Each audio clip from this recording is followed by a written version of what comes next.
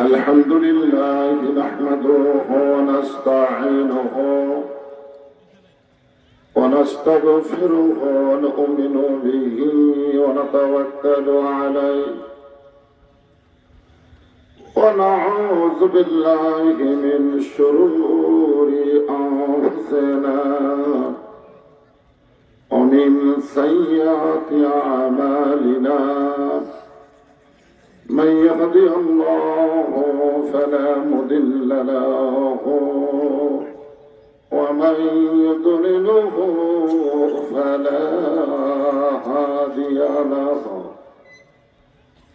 সকলে জবান খুলে বলেন আশহাদু আল্লা ইলাহা ইল্লাল্লাহু ওয়াহদাহু লা শারীকা লাহু وأشهد أن محمدا عبده ورسوله الذي أرسل رسوله بالحق بشيرا ونذيرا وداعيا إلى الله بإذنه وسراجا منيرا فقد قال الله تعالى في كلامه المجيد والفرقان الحميد জবান খুলে সকলে পড়েন আউযু বিল্লাহি মিনাশ শাইতানির রাজীম বিসমিল্লাহির রহমানির রহিম ইযা أصابتهم مصيبة قالوا إنا لله وإنا إليه راجعون إن الله وملائكته يصلون على النبي يا أيها الذين آمنوا صلوا عليه وسلموا تسليما اللهم صل على محمد وعلى آل محمد كما صليت على إبراهيم وعلى آل إبراهيم إنك حميد مجيد اللهم بارك على محمد وعلى آل محمد كما باركت على إبراهيم وعلى آل إبراهيم إنك حميد مجيد لا إله إلا الله জবান খুলে আল্লাহর জিকির করতে কোনো স্মরণ নাই, সবাই জবান খুলে লা ইলাহা ইল্লাল্লাহ লা ইলাহা চাঁদ সূরজ আর গ্রহ তারা আল্লাহ নামের পাগল পারা চাঁদ সূরজ আর গ্রহ তারা আল্লাহ নামের পাগল পারা আমার আল্লাহ নামের এতই দয়া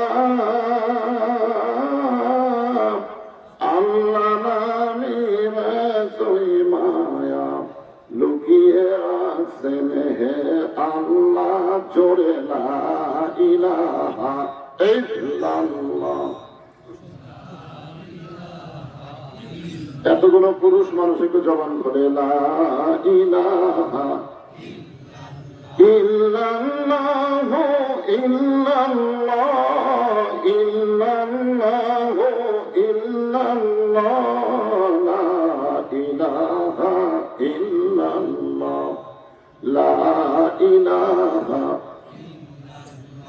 যার দিলে আছে আমার আল্লাহর ভয়। কার ভয়? অন্তর থেকে বলতে হবে কার ভয়? যার মনে আছে আল্লাহর ভয়। আল্লাহ আল্লাহ সব সময়। আহার নির্দেরা ভালো লাগে না, এই দুনিয়া ভালো লাগে না, ভালো লাগে শুধু আল্লাহ জোরে লা ইলাহা ইল্লাল্লাহ লা ইলাহা লা ইলাহা ইল্লাল্লাহ মুহাম্মাদুর রাসূলুল্লাহ।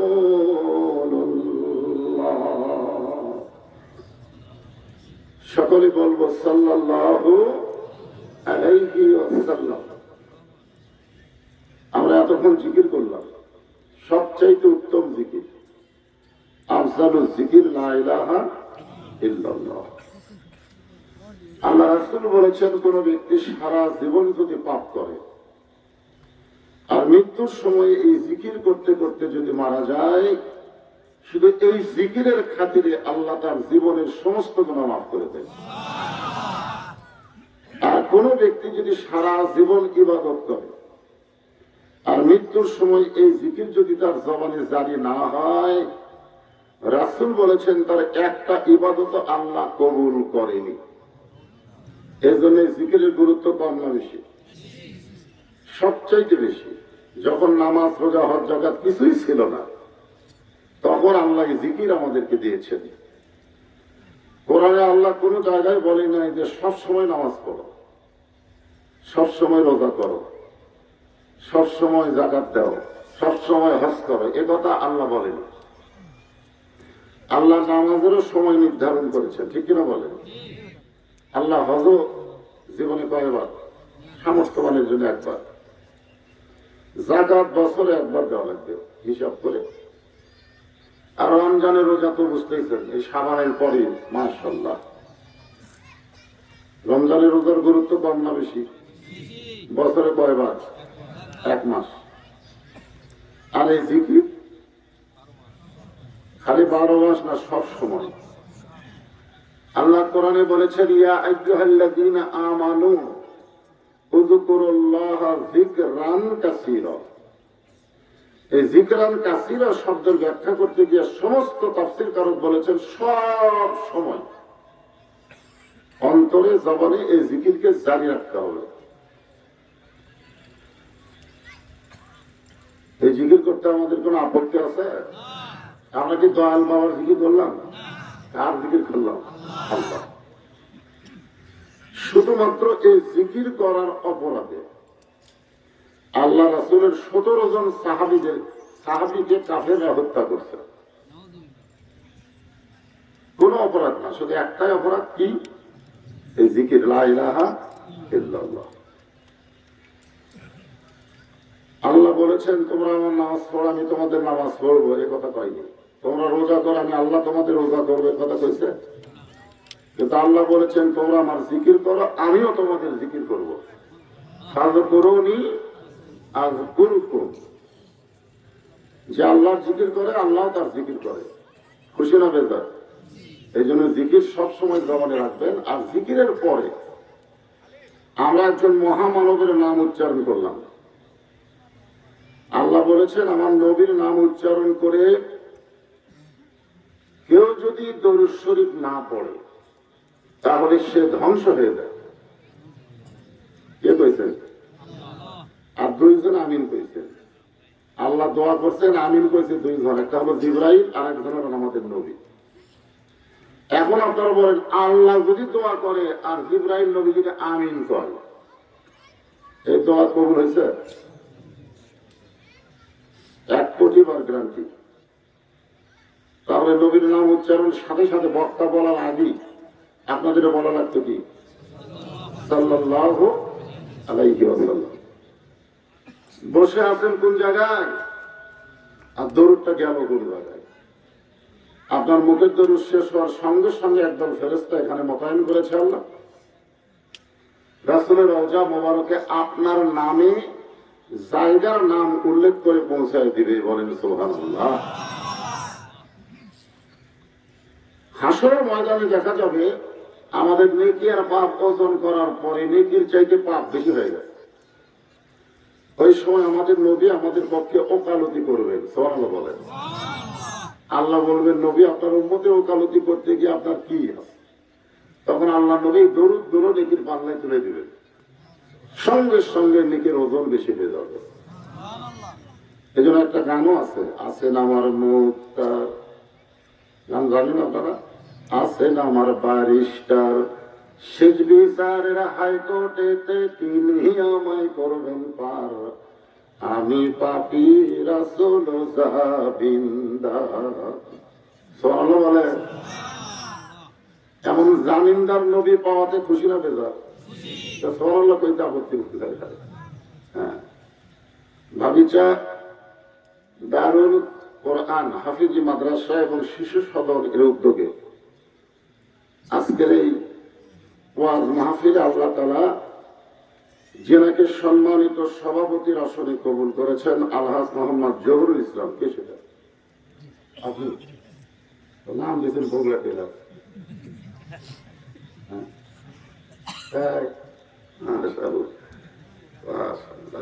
মানে আমার এলাকায় বাড়ি, বগুড়াতেই বাড়ি। আজকের মাহফিলের সম্মানিত সভাপতিকে অন্তরের অন্তঃস্থল থেকে আমি শুভেচ্ছা জ্ঞাপন করছি। আজকের এই মাহফিলের সম্মানিত প্রধান অতিথি আলহাজ মোহাম্মদ ওবায়দুল হক। নিয়ামতপুর উপজেলায় যত মাহফিল আমি করি প্রায় মাহফিলে আমার ভাই আমি দেখতে পাই। মাশাআল্লাহ। উনি গত বছর এই মাদ্রাসার মাহফিলের দাওয়াত আমাকে নিজেই দিয়েছেন। আমি শারীরিকভাবে অত্যন্ত অসুস্থ, আজকে হাসপাতাল থেকে আমি আপনাদের এখানে এসেছি। আমার সান্ধ্যকালীন একটা মাহফিল ছিল মহাদেবপুরে, ওখানে আমি যেতে পারি নাই। এখানেও আসা আমার জন্য ডাক্তারের বারণ। তারপরেও আমার ভাই সিয়াদুল সাহেব দাওয়াত দিয়েছেন, এই কারণে রক্তের প্লাটিলেট একেবারে কমে গেছে। মানে আপনারা এটা সকলে বুঝবেন না। আমি কোনোদিনও ওয়াজে অসুস্থতার কথা বলি না, কারণ ওয়াজ আমি করি না, করাই কে?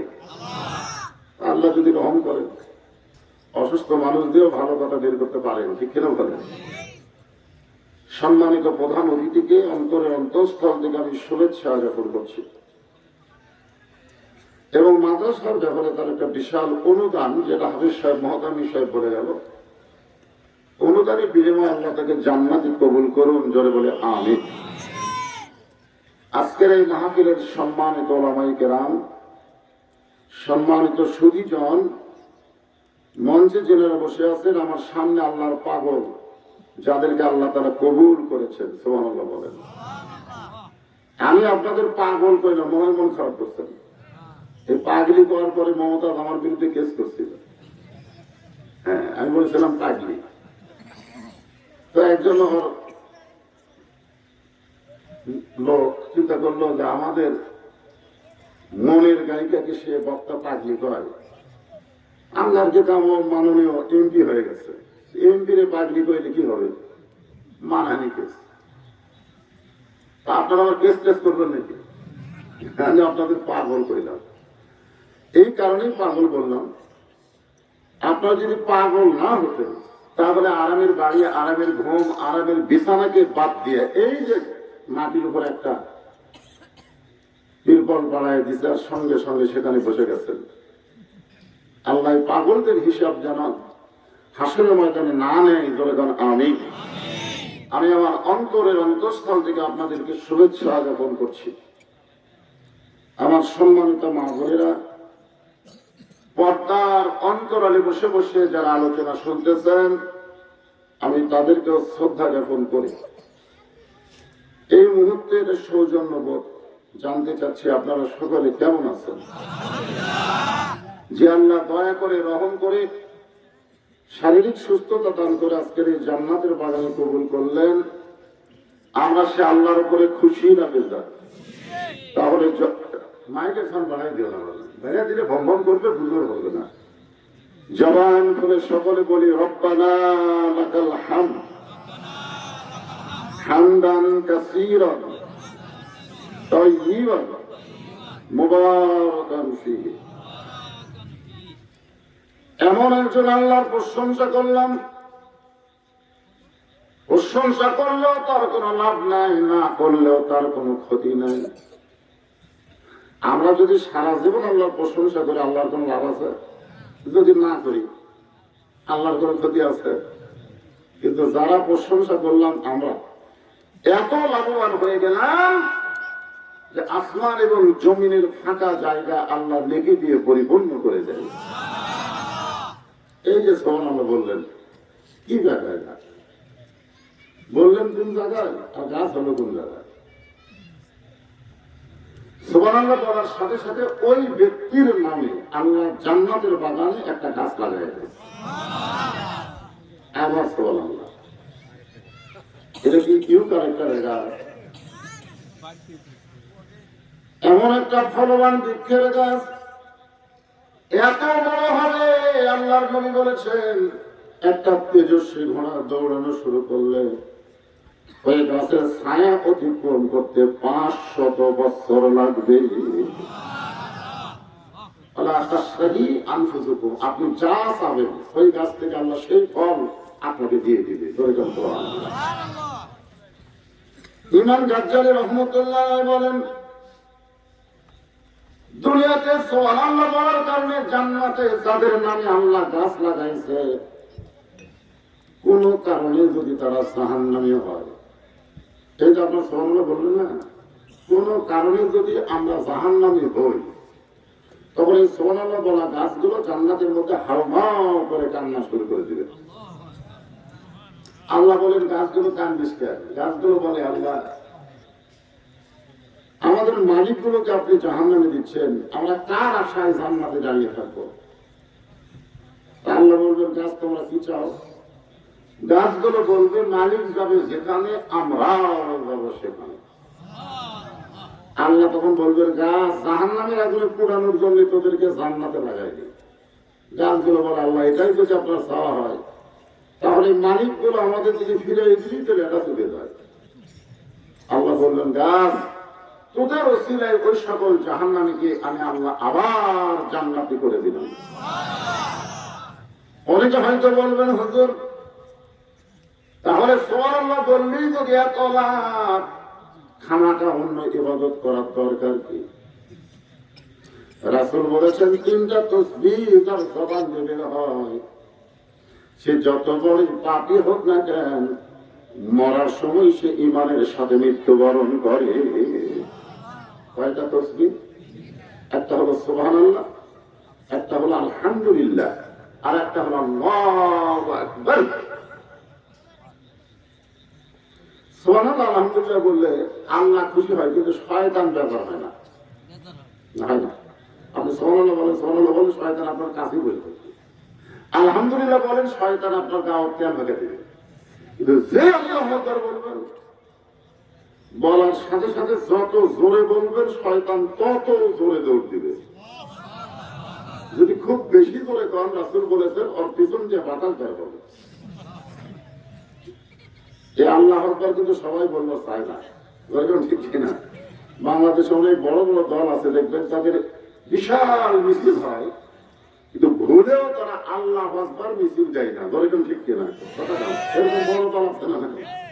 যদি কোন কর্মী ভুল করে আল্লাহু আকবার কয়, সাথে সাথে আপনার করে দিবে। আমাদের দলের স্লোগান তো আল্লাহু আকবার নয়। আজকে তারা এখানে বসে আছে, আপনাদের কোন দলের আল্লাহ কোনো কাছে আল্লাহু আকবার না আল্লাহু আকবারের বাইরের লোক? কিন্তু দলের শরীকে আল্লাহু আকবার বলা যাবে? লিল্লাহি হবে।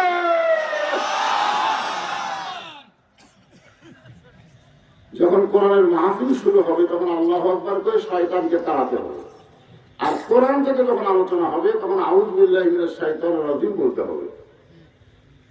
এটা কোরআনে আল্লাহ বলেছেন, যখন তোমরা কোরআন পড়বা তখন আল্লাহর কাছে শয়তানের ওয়াসওয়াসা ধোঁকা থেকে তোমরা পানা চাইবা।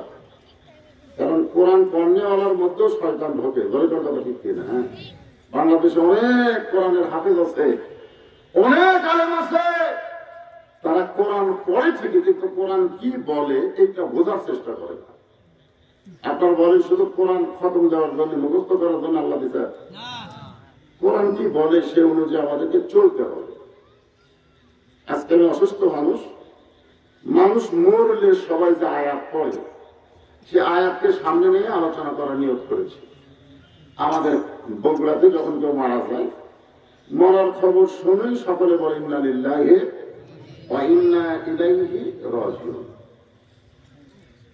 আসলে এই আয়াতের প্রথমে কি বলা হয়েছে আপনারা দেখেন, এটা সহজ কি যে মানে যখন আসাবাতুল মুসিবা, আসাবাতুল মুসিবা মানে কি বুঝতেছেন? তাহাদের উপরে, তোমাদের উপরে যখন কোনো বিপদ আপদ মুসিবত আসবে, ক্বালু তখন তোমরা বলবে ইন্না লিল্লাহি ওয়া ইন্না ইলাইহি রাজিউন। এখন আপনাদের কাছে যে বাংলা অর্থ পেয়ে যাবে, এই অর্থ অনুযায়ী এটা কি মানুষ মরার পরে পড়ার আয়াত না বিপদ আপদে মুসিবতে থাকলে পড়ার আয়াত?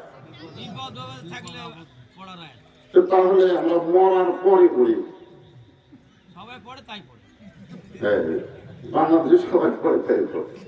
আচ্ছা ঠিক আছে, তা আমাদের বাংলাদেশে মরার পরে পড়ার একটা কারণ আছে। আমি বহু আলেমকে বলছি, আমার ধরো হুজুর ওস্তাদ, যে হুজুর মানুষ বললে আমরা ইন্না লিল্লাহি কেন করি? আমার ওস্তাদরা বলে বাজান, মানুষের জীবনে মরাটাই হলো সবচেয়ে বড় বিপদ। তা আমি কোরআন হাদিস করে যতটুকু জানছি, বাংলাদেশে ঈমান নিয়ে বাঁচাটাই হলো সবচেয়ে বড় বিপদ। জনগণ কথা ঠিক কিনা? একমত? এখন ঈমান কিন্তু খুব রাখা খুবই কঠিন হয়ে গেছে। আপনি কিন্তু কোন বড় বাজারে গেলে আপনার কাছে যদি 500 টাকার 50টা নোট থাকে, 25,000 টাকা থাকে, আপনি বাজারের মধ্যে ঘুরতেছেন, আপনি বলেন তো এটা কোন পকেটে রাখবেন? না এটাকে বলে কোন পকেটে রাখবেন? এমন একটা পকেটে রাখবেন সহজে যেন পকেট মার চুরি করতে না পারে। তারপরেও কিন্তু আপনি মাঝে মধ্যে চেক করেন না? আচ্ছা, আপনারা বলেন তো মুসলমানের কাছে টাকার দাম বেশি না ঈমানের দাম বেশি?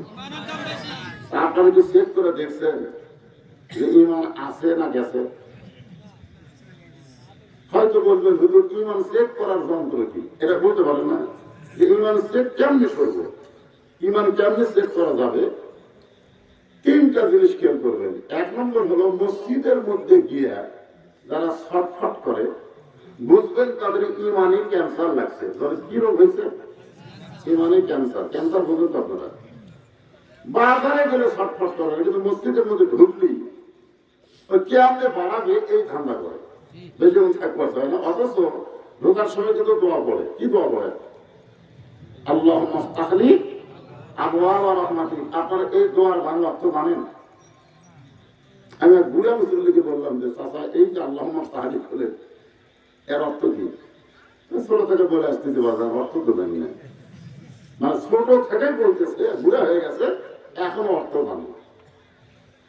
এই ঢোকার দোয়ার বাংলা খালি অর্থ যদি জানতেন তাহলে আপনি মসজিদ থেকে বের হতে চাইতেন না। কিন্তু তার বলা লাগবে যে আল্লাহ কোরআনে বলেছেন ফাইজা কুদিয়াতিস সালাহ ফান্তাশিরু ফিল আরদ, নামাজ হয়ে গেলে আর মসজিদে থাকা যাবে না। এর হুকুম কার? আরো বলে বলেন ইযা আসাবাতুহুম মুসিবাতুন ক্বালু ইন্না লিল্লাহি ওয়া ইন্না ইলাইহি রাজিউন। কোরআনে আয়াত তেলাওয়াত শুনে আল্লাহ আকবার ভালো না হলে অসুবিধা নেই। বললে কি কে খুশি? এই যে আয়াত পেলাম এর একটা বাংলা গান আছে, গাবো? সবাই শোনো বাবা, গানের বাংলা অর্থ বোঝা লাগে, বাংলা তো বুঝতে সমস্যা নেই। কোন বনেরই পাখি তুমি আইলারে কোন বনে, আবার কোন বনেতে যাইতে হবে পড়ছে নাকি মনে। কোথায় ছিলাম আমরা, কোথায় আসলাম, আবার কোথায় যাব। ইন্না লিল্লাহি ওয়া ইন্না ইলাইহি রাজিউন। রাজিউন মানে যে যাওয়ার কথা আছে। আপনি মনে করেন না যে 4 তলা 5 তলা 7 তলা বাড়ি বানাচ্ছি, যাওয়া লাগবে না, এই কথা মনে করতেছেন? আমরা কি এই কথা মনে করতে পারবো? বর্তমানে বাংলাদেশের মানুষ যেভাবে চলতেছে তাতে মনে হচ্ছে আমাদের মরবে, মানে মরার বিশ্বাস করে চলতেছে না, মনে করতেছে আমার যাওয়ার কোনো চিন্তাই নেই, থাকার চিন্তা। আজকে এই যে গানটা গাইলাম, খুব খেয়াল করবেন, আমরা এক জায়গায় ছিলাম কিন্তু মনে নেই, সে জায়গার নাম হলো রুহের জগৎ। কিসের জগৎ আমরা ছিলাম, এটা বিশ্বাস করেন? হয় না, বিশ্বাস করে? মনে আছে? কিন্তু বর্তমানে যে দুনিয়াতে আছি এটা তো ঠিক, এখন আছি না নাই? কিন্তু কিছুদিন পরে কি হবো? নাই। জয়কার কি হবো? আল্লাহ বললেন, ইয়া আইয়ুহাল্লাযীনা আমানু তাকুল্লাহা হাক্কা তুকাতিহি ওয়া লা তামুতুন্না ইল্লা ওয়া আনতুম মুসলিমুন। বিশ্বাস স্থাপন যারা করেছো, আল্লাহ বলতেছেন তোমাদের 1 নম্বর আমল হচ্ছে আল্লাহর ভয়। কার ভয়? আল্লাহর ভয় অন্তরের মধ্যে রাখতে হবে। আল্লাহর ভয় যার কলিজার মধ্যে আছে, সে জীবনে একটা ওয়াক্ত নামাজ বাদ দিবার পারবে না। যার কলিজার মধ্যে আল্লাহর ভয় আছে, সে জীবনে 1 ওয়াক্ত নামাজ, জোরে কোন কয় ওয়াক্ত বাদ দিবার পারবে না। কারণ তার বিশ্বাস হবে আল্লাহর ভয় যদি থাকে, যে কোনো সময় আমার মৃত্যু হবে, যে কোনো সময়। আজকে আমরা ফাঁসির আসামি নিয়ে চিন্তা করি, অমুকের ফাঁসি হলো, অমুকের ফাঁসি হবে, কিন্তু মরার আসামি নিয়ে আমাদের চিন্তা নেই। আপনার বলেন তো, ফাঁসির আসামি তারিখ আছে না নাই? কথা পায় না, তারিখ আছে না নাই? ও তারিখে ফাঁসি হবে। আর আমরা যারা মরার আসামি, আমাদের তারিখ কোন তারিখ? ফাঁসি যখন জানে যে আমার মুখ তারিখে ফাঁসি হবে, তখন থেকে কিন্তু সাইজ হয়, বাবা রে ওই তারিখে আমার ফাঁসি হবে রে। আর তারিখ জানার পরে যদি সাইজ হয়, আর যাকে তারিখই নেই, যে কোনো সময় আমাদের মিশতে হবে। কতক্ষণ ঠিক না? যে কোনো সময় তারা আমরা সাইজ হয়ে লাগে, সাইজ হওয়ার দরকার আছে। এই সাইজ হওয়ার গেলে আমাদের কি করণীয়? আল্লাহ রাসূল বলেছেন, দৈনিক কম করে হলো 11 বার তোমরা দুনিয়া থেকে কবরে আসবে, এই কথাটা মনে করো।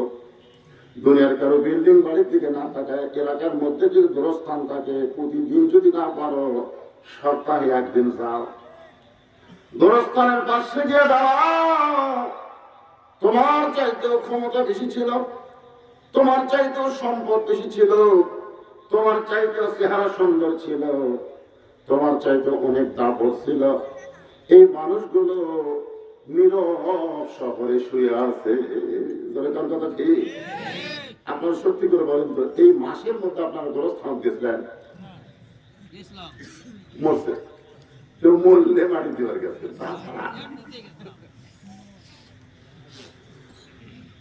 একটু মনোযোগ দিয়ে শুনতে হবে, কারণ যে কোনো সময় যদি আমাদের মৃত্যু হয়, আজকের মাহফিল আমাদের জীবনের শেষ মাহফিল হতে পারে। দরকার কথা ঠিক কিনা? যে বাড়ি থেকে মাহফিল আইছে, ওই বাড়িতে যাওয়ার কোনো গ্যারান্টি? তাহলে মরণের গ্যারান্টি আছে? মরণের গ্যারান্টি যে কোনো সময় মরবো, এই গ্যারান্টি নাই। কথা পায় না। একটা মোবাইল কিনা, সে বলে ভাই কয় বছরের গ্যারান্টি? সে বলে 3 বছরের। দাও, তুই জানলে তুই ফেরেশতা আল্লাহ, আল্লাহ কি একটা মোবাইল কিনতেছে, তার 3 বছর গ্যারান্টি আছে, এর গ্যারান্টি কয় দিন? আমাদের কোনো গ্যারান্টি আছে? যদি না থাকে, এই মুহূর্তে আলোচনাটা শুরু করবো। এই আয়াতের তাফসীর একটু মনোযোগ দিয়ে শুনবেন। আমার মায়েরা বোনেরা যারা বসে আছেন, আমি আসার সময় রাস্তায় যা দেখলাম, মরদ মানুষের চাইতে মেয়ে মানুষেরা বেশি আসতেছে। আসার একটা সাইজ দেখলাম, তো আছে না নাই? পর্দার অন্তরালে আমার মায়েরা বসে আছে। একজন মায়ের গল্প করতেছি, আমাদের মা গভীর রাত্রে আল্লাহ নবীর হাত ধরে কাঁদতেছেন। নবী তখন ঘুমের মধ্যে ছিলেন। ওই কান্নার কারণে আল্লাহ নবীর ঘুমটা ভেঙে গেল। নবী বললেন, খাদিজা, সবাই যখন ঘুম পাড়ে আপনি তখন কাঁদেন।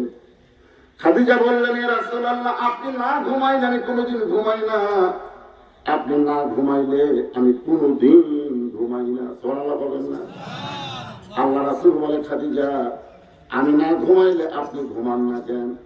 খাদিজা বলে, রাসূলুল্লাহ, দুনিয়ার প্রত্যেকটা মেয়ের বিয়ে হলে মেয়ের হাতটা সামনে হাতে তুলে দেয়। আজ থেকে আমার মেয়ের দায়িত্ব তোমাকে দিলাম। আর আপনার সঙ্গে যখন আমার বিয়ে হলো, তখন আমার হাত আপনার হাতে তুলে দেওয়ার কেউ ছিল না, বরং আপনার দুই হাত আপনার চাচা আমার হাতে তুলে দিয়ে বলল, মা, এতিমের দায়িত্ব তোমাকে দিয়ে দিলাম। শিশুকালে মইরা গেছে মা, গর্বে থাকতে মরছে পিতা নবী, চোখে দেখলেন না। কে করিবে লালন পালন, কে দিবে সান্ত্বনা, এই দুনিয়ার বড় এতিম নবী ছিলেন একজনা। আর আইতাল্লাযী ইউকাযিবু বিদ্দীন, সূরা মাউন দেখেন। আর আইতাল্লাযী ইউকাযিবু বিদ্দীন, ধর্মের নয়, মিথ্যাবাদী কারা? এক সূরার মধ্যে আছে না? ফাযালিকাল্লাযী ইয়াদউল ইয়াতীম ওয়া লা ইয়াহুদ্দু আলা তাআমিল মিসকিন ফাওয়াইলুল লিল মুসাল্লিন আল্লাযীনা হুম আন সালাতিহিম সাহুন। এই সূরা মাউন আপনারা জানেন না? তার সবাই পড়বেন, পড়লে মস্ক হবে, সওয়াব হবে, আল্লাহ খুশি হবে। এই কোরআন শরীফ কার বাণী? এই যে 3 জনের মাথায় পাগড়ি দেওয়া হলো, 30 পারা করে না হাফেজ। কোন গ্যারান্টি যদি যায়, ওই হাফেজের পদধূলিতে আল্লাহ তাআলা কবরের আযাব মাফ করে দেয়। অথচ এদের দিকে বর্তমান সরকারের কোনো খেয়াল নেই। খেয়াল হচ্ছে কে ডাক্তার হলো, কে ইঞ্জিনিয়ার হলো, কে বিসিএস ক্যাডার হলো। আপনার গ্রামে যদি 1-8 কোটি বিসিএস ক্যাডার করে, কোনো লাভ হবে না। এই জন্য ভাইজান, কোরআন এত বড় দামি একটা কিতাব, যেটা পড়লে সরাসরি আল্লাহর সঙ্গে কথা বলা হয়। জনগণ সুবহানাল্লাহ। কোরআন কার বাণী? সূরা মাউন তো সবাই জানেন, একটু বিবেক করে পড়েন, কান্দের ফেরেশতা চলে যাক, মাশাআল্লাহ, কোরআনের মাহফিলে বসে কোরআন তেলাওয়াত করতেছে। খাদিজা বললেন, রাসূলুল্লাহ, আপনি যখন ঘুমায় গেলেন, আমি তখন ঘুমের দোয়া শুরু করলাম। ঘুমানোর পূর্বে ঘুমের একটা দোয়া আছে, আছে না নাই? আপনার পড়েন? বোঝেন না, বোঝেন না। এই আল্লাহুম্মা বিইসমিকা আমুতু, এই আমুতু উচ্চারণ করতেই আপনার চোখে 2 ফোঁটা পানি আসবে। যার দোয়া বোঝে, বাংলা বোঝে, ঘুমানোর আগে তারা তওবা না করে কোনোদিনও ঘুমাবে না। যে আল্লাহ, এই ঘুম তুমি দিবা, তুমি চেতন করো, যদি চেতন না করো তাহলে আমার শেষ ঘুম। কথা বল না কেন? কথা বল না কেন? আপনি যখন ঘুমায় যান তখন কি আপনি জেতা থাকেন? একেবারে মরা হয়ে যান। এই জন্য ঘুমের পূর্বে এই দোয়াটা আপনার করবেন। আপনার দোয়া পড়েন, আলহামদুলিল্লাহ।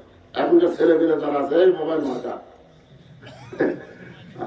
মোবাইল দেখতে দেখতে না, তখন আবার অডিও দেয়, কানের মধ্যে হেডফোন দিয়ে ঘুমায় গেছে। ওই ঘুমের মধ্যে যদি মরণ হয়, আযাব হবে। বললাম হাসির কথা না, সবাই দোয়াটা পড়বেন। রাজি আছেন তো ইনশাআল্লাহ? খাদিজা বললেন, রাসূলুল্লাহ, আমুত শব্দ উচ্চারণ করার সঙ্গে সঙ্গে আমি যেন দেখতে পাই আমার অন্ধকার কবর, যেই কবরে কোনো আলো নেই, যেই কবরে কোনো বালিশ নাই, যেই কবরে কোনো দরজা জানলা নাই, সেই কবরে রাসূল বলেছেন সর্বশেষে যে ব্যক্তি মারা যাবে, ওই কবরের ঘরে তাকে 50,000 বছর থাকা লাগবে। কত বছর? আল্লাহ রাসূল বলেন, খাদিজা ওই অন্ধকার কবরকে নিয়ে আপনি কেন কাঁদতেছেন? দেখেন খুশির খবর দেখেন, খাদিজা অন্ধকার কবরকে নিয়ে কেন কাঁদতেছেন? ঈমান গ্রহণ করার পরে আপনি আল্লাহর সঙ্গে যে সম্পর্ক গড়ে তুলেছেন, আল্লাহ আপনার কবরকে জান্নাত বানায়া দিবে। তাহলে এখানে কিন্তু রাসূল একটা মারাত্মক কথা বলছে, ঈমান গ্রহণ করার পরে সম্পর্ক করা লাগবে কার সাথে? না তেনাপিনের সাথে। গাছের তেনা কেন? যে গাছে তেনা বান্ধে ওই গাছ আপনার কাটতে পারেন না। তেনা বান্ধা গাছ যদি কেউ কাটে, বদর যুদ্ধের সওয়াব আল্লাহ তার দান করে দিবে।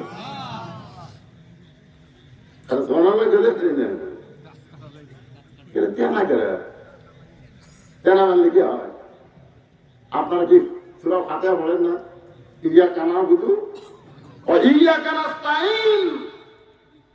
গোলামি করে যার সাহায্য চাই তার কাছে, কোন তেনা বাবার ক্ষমতা নাই। ধরে কোন কথা বলেন, এই মেয়ে মানুষরা বেশি করে, এই পর্দার অন্তরে যারা আছে, চোর কানলে তেনা বান্ধে কান খানে, চোর কানলে গাছের তেনা কানলে এই কামড়া খান। তাহলে ঈমান গ্রহণ করার পরে সম্পর্ক করতে হবে কার সাথে? সবাই বলে দেবো, কার সাথে? আল্লাহর সাথে সম্পর্ক করতে গেলে যত ইবাদত আছে তার মধ্যে 1 নম্বরের নাম হলো নামাজ। যখন 1 নম্বরের নাম কি? কঠিন কথা, লা সালাতা লা ঈমানা। শেষ। কি বুঝলেন? যার নামাজ নাই তার ঈমান নেই। এখন আপনারা কারা কারা ঈশার নামাজ পড়েন নেই? এই কি এরকম হওয়ার কারণ আছে ভাই, আমি গবেষণা করে দেখছি, সিজার করা সিজার করা বাচ্চারা অস্থির হয়। কারণ জন্মের 2 দিন আগে ওদেরকে পেট কাটা ধার করে, ওরা যখন ঘুমোর থেকে চেতন পায় না তখন নাচ ওকে পাও ধরে একটা ঘুরে দেয়, ওই ঘুরানে মাথাতে একটা ঝাঁকি লাগে, ওই ঝাঁকিতে ওরা অস্থির হয়ে যায়। এরা মোবাইল ছাড়া কান্না থামে না, মোবাইল ছাড়া ভাত খায় না, বলে কেন কথা ঠিক কিনা? সিজার করা। আমার দাদি আমাকে কইছে, ভাই তোরে যখন টাইমে দাঁড়ি করি তখন তোর মাথা লম্বা হয়ে গেল রে। বাড়াই না, মাথা বাড়াই না, মাথা লম্বা হয়ে গেছে, পরে খেলে খেলে মাথা আমার গোল করতে। আমরা সিজার করা না রে, এখানে যারা সিজার করা অস্থির, সিজার করা আপনার কেউ সিজার করে না, জানাই যে দেখতেন ঘুরতেছে, বুঝবেন ওরা। আল্লাহর বান্দার একটু মনোযোগ দিয়ে শুনবেন। আল্লাহ রাসূল বললেন, খাদিজা ঈমান গ্রহণ করার পরে আপনি আল্লাহর সঙ্গে যে সম্পর্ক গড়ে তুলেছেন, আল্লাহর সাথে না রাসূলের সাথে? আল্লাহর সাথে। হ্যাঁ, অনেকে বলে দয়াল নবী, দয়াল বাবা। আল্লাহ রাসূলও নামাজ পড়তে পড়তে পায়ের গোড়া ফুলে উঠছে, ঠিক কিনা বলেন? মায়েশা বলে, ইয়া রাসূলুল্লাহ আপনার সারা আগে পাশে সমস্ত পাপ আল্লাহ মাফ করে দিচ্ছে। দুনিয়ার সব মানুষ ঘুমায় আর আপনি সূরা ইয়াসিন, সূরা তাহা দিয়ে 2 রাকাত নামাজ পড়েন, কোনদিন সূরা ইমরান দিয়ে, সূরা বাকারা দিয়ে আপনি 2 রাকাত নামাজ পড়েন, এত লম্বা নামাজ পড়েন, আমরা ঘুমাই, আপনার পায়ের গোড়ালি ফুলে ওঠে নামাজের ধারে থাকার কারণে। রাসূল বলেন, আয়েশা নামাজ আমার চক্ষু শীতল করে দেয়। ধরে কাল সুবহানাল্লাহ। আনতা আবুদুল্লাহ কাআন্নাকা তারাহু ফাইন লাম তাকুন তারাহু ফাইন্নাহু ইয়ারাকা। তারা তারা এসে নামাজ পড়েননি, নিয়ত করেন যে আল্লাহ যা করছি করছি, ফজর থেকে নামাজ ছাড়তেছেন, এই নিয়ত করার সাথে সাথে সারা জীবন যত নামাজ পড়েননি না পড়ার গুনাহ আল্লাহ মাফ করে দিবেন। ইন্নামাল আমালু বিন্নিয়াত। কিভাবে নিয়ত করা যায়? আর সময় নষ্ট করেন না বললাম, আর সময় নষ্ট করেন না। গতকাল যখন এনায়েতপুর হাসপাতালে ছিলাম, নিজের চোখে দেখলাম মানুষ যখন অসুস্থ হয়ে যায়, ওই মানুষটা তখন আর দুনিয়ার কোনো টেনশন করে না, খালি যাওয়ার চিন্তা করে। ঠিক কিনা? আমরা তো অসুস্থ হই নাই, শরীরের অসুস্থ হই নাই, কিন্তু মনের দিক দিয়ে আমরা এত অসুস্থ। একটু মনোযোগ দিয়ে শুনতে হবে। খাদিজা বলে, রাসূলুল্লাহ আমার কবর আল্লাহ জান্নাত বানায় দিবে, এটা আমার বিশ্বাস হয়। সুবহানাল্লাহ। কিন্তু আমি যদি আপনার কাছে কিছু চাই, আপনি কি আমার দিবেন না? সঙ্গে সঙ্গে রাসূল 3 বার নাউযুবিল্লাহ বললেন, 3 বার বললেন নাউযুবিল্লাহ, নাউযুবিল্লাহ, নাউযুবিল্লাহ। খাদিজা বললেন, হুজুর নাউযুবিল্লাহ বলার কারণ কি? রাসূল বলেন, খাদিজা, ঈমান গ্রহণ করার পরে আল্লাহ বাদ দিয়ে নবীর কাছেও চাওয়া জায়েজ নেই। কার কাছে চাওয়া জায়েজ নেই? তাহলে দয়াল বাবা এতে কয়েকদিন আগে যা খুশি গেল, আপনি নিয়ামত করে গেছে কিনা আল্লাহ জানে, আমাদের তাহলে ভাই আমার দয়াল বাবার দরবারেতে কেউ ফিরে না খালি হাতে।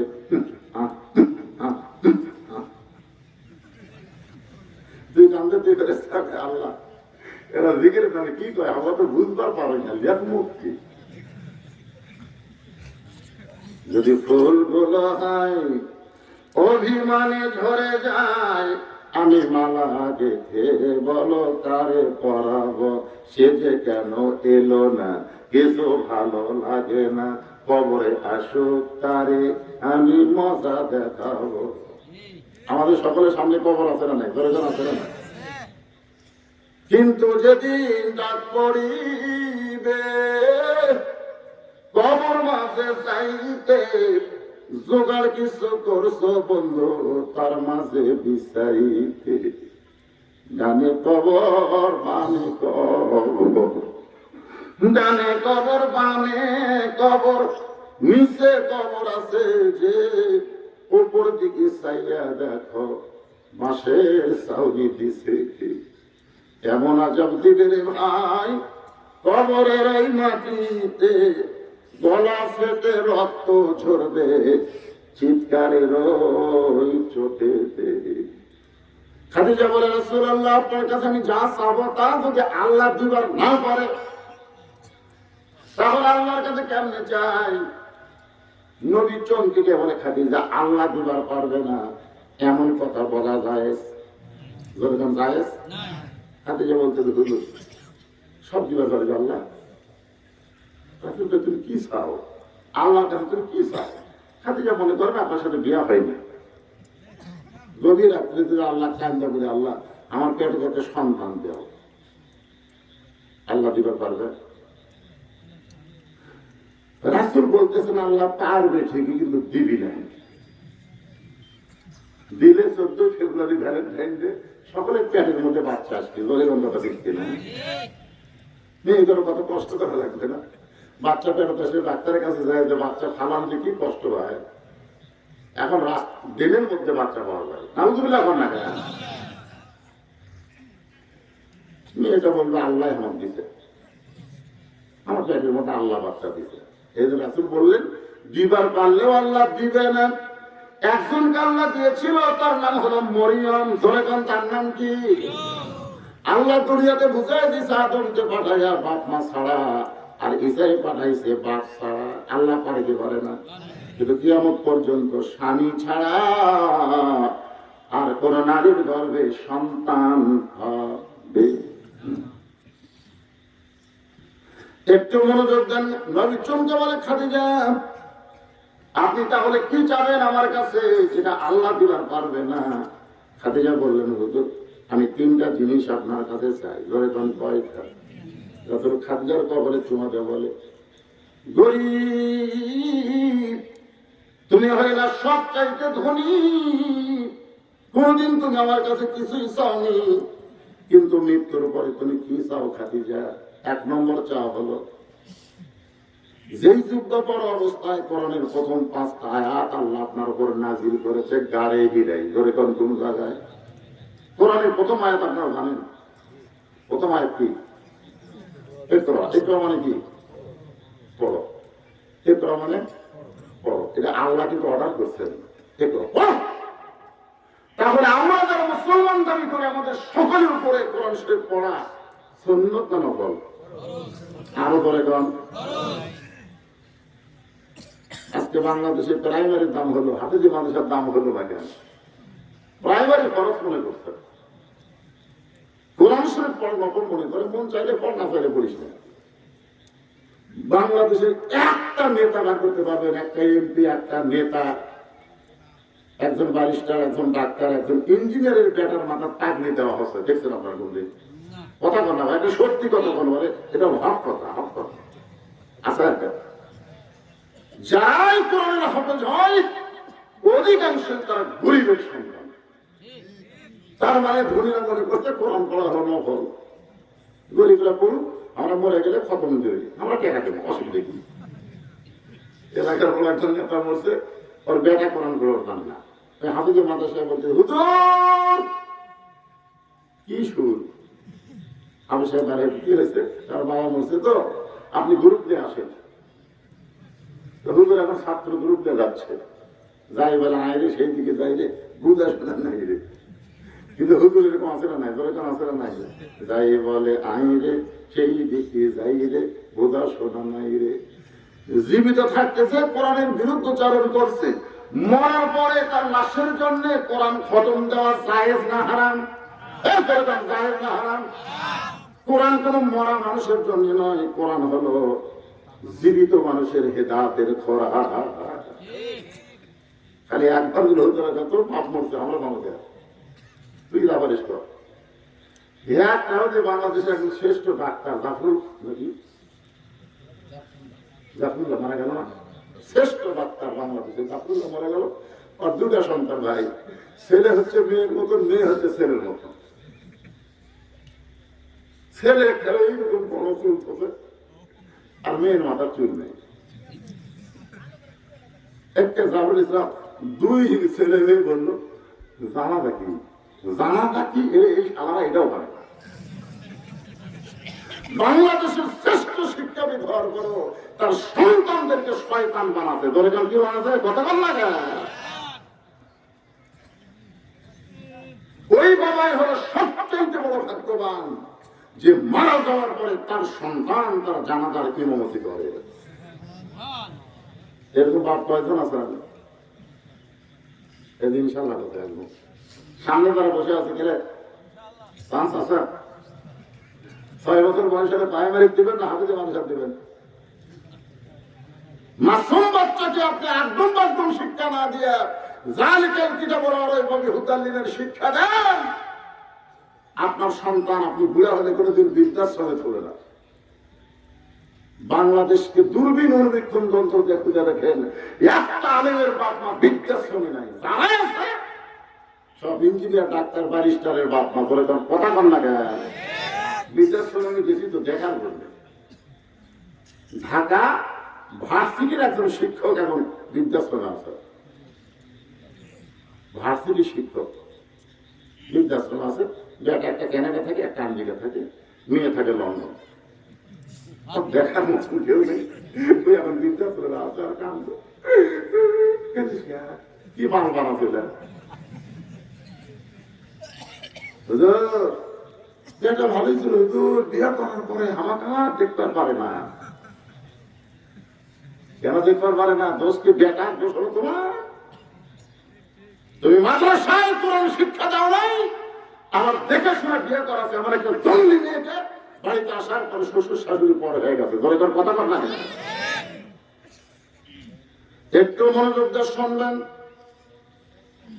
যেই জুব্বা গায়ে অবস্থায় কোরআনের 5টা আয়াত আল্লাহ প্রথম নাযিল করলো, আপনি গাড়ি হিরাতে আসার পরে ওই জুব্বার কোনোদিন আপনি গায়ে দেন নাই। হুজুর গো আমার বড় লোক, আমি যখন মরে যাব ওই জুব্বাটা আমার কাপড়ের কাপড় দিয়া দিবে। আমার 2 নম্বর চাওয়া হলো আপনার পবিত্র হাত দিয়ে আমি খাদিজার দেহটা কবরের মধ্যে নামাই দিবেন। আপনার কাছে আমার 3 নম্বর চাওয়া হলো কবরে মাটিতে সবাই চলে যায়, আর কেউ থাকে না। থাকে দেখি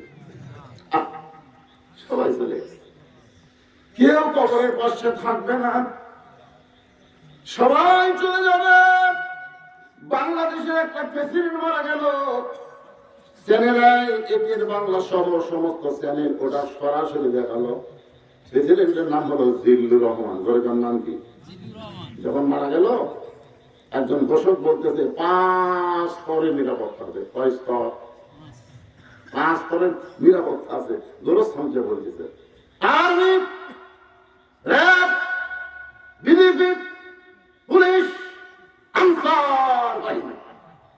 তোমরা কি প্রস্তুত? ঠাস ঠাস ঠাস ঠাস করে তোরাকে গুলি করলো। মুড়ি নাকি বলতেছে, আল্লাহ যে হারে নিরাপত্তা দেওয়া শুরু হলো, আমরা কি ফেরত যাবো? আল্লাহকে জাগা মতো আসে দিয়ে পাগলা সাইড মতো মায়ের প্রতি ধরনের কথা দেখতে পারে নিরাপত্তা। সবাই মাটি নিয়ে যখন কবর ছেড়ে চলে যাবে, এমন সময় আল্লাহ দুইজন ফেরেশতা পাঠাবে করে বলেন, কয়জন? ফেরেশতা আসিয়া তোমায় জিজ্ঞাসা করিবে, দিন কি তোমার মাবুদকে বা তখন কি বলিবে? আল্লাহ বিনে নাই রে মাবুদ। সবাই বলেন, আল্লাহ বিনে নাই রে মাবুদ। জবানে তাই বলো রে, বলো মুখে আল্লাহ রাসূল সবাই বলো। এই গান গাইলে গুনাহ হবে? তারা সবাই গানটা গান দেখেন, মনের মধ্যে কি সুন্দর একটা তৃপ্তি হয়। ফেরেশতা আসিয়া যখন জিজ্ঞাসা করিবে, দিন কি তোমার মাবুদকে বা তখন কি বলিবে? আল্লাহ বিনে নাই রে মাবুদ। সবাই বলেন, আল্লাহ বিনে নাই রে মাবুদ। জবানে তাই বলো রে, বলো মুখে আল্লাহ রাসূল সবে বলো। হাফেজ সাহেব আমাকে বলল, হুজুর এইখানে হিন্দু আর কি আদিবাসীর বসবাস। হিন্দু আর আদিবাসী আসলে আছে না? হ্যাঁ, ও মুসলমানের সঙ্গে কম। মুসলমান আল্লাহ কয়, ওরা কয় ভগবান, ঠিক কিনা বলতে?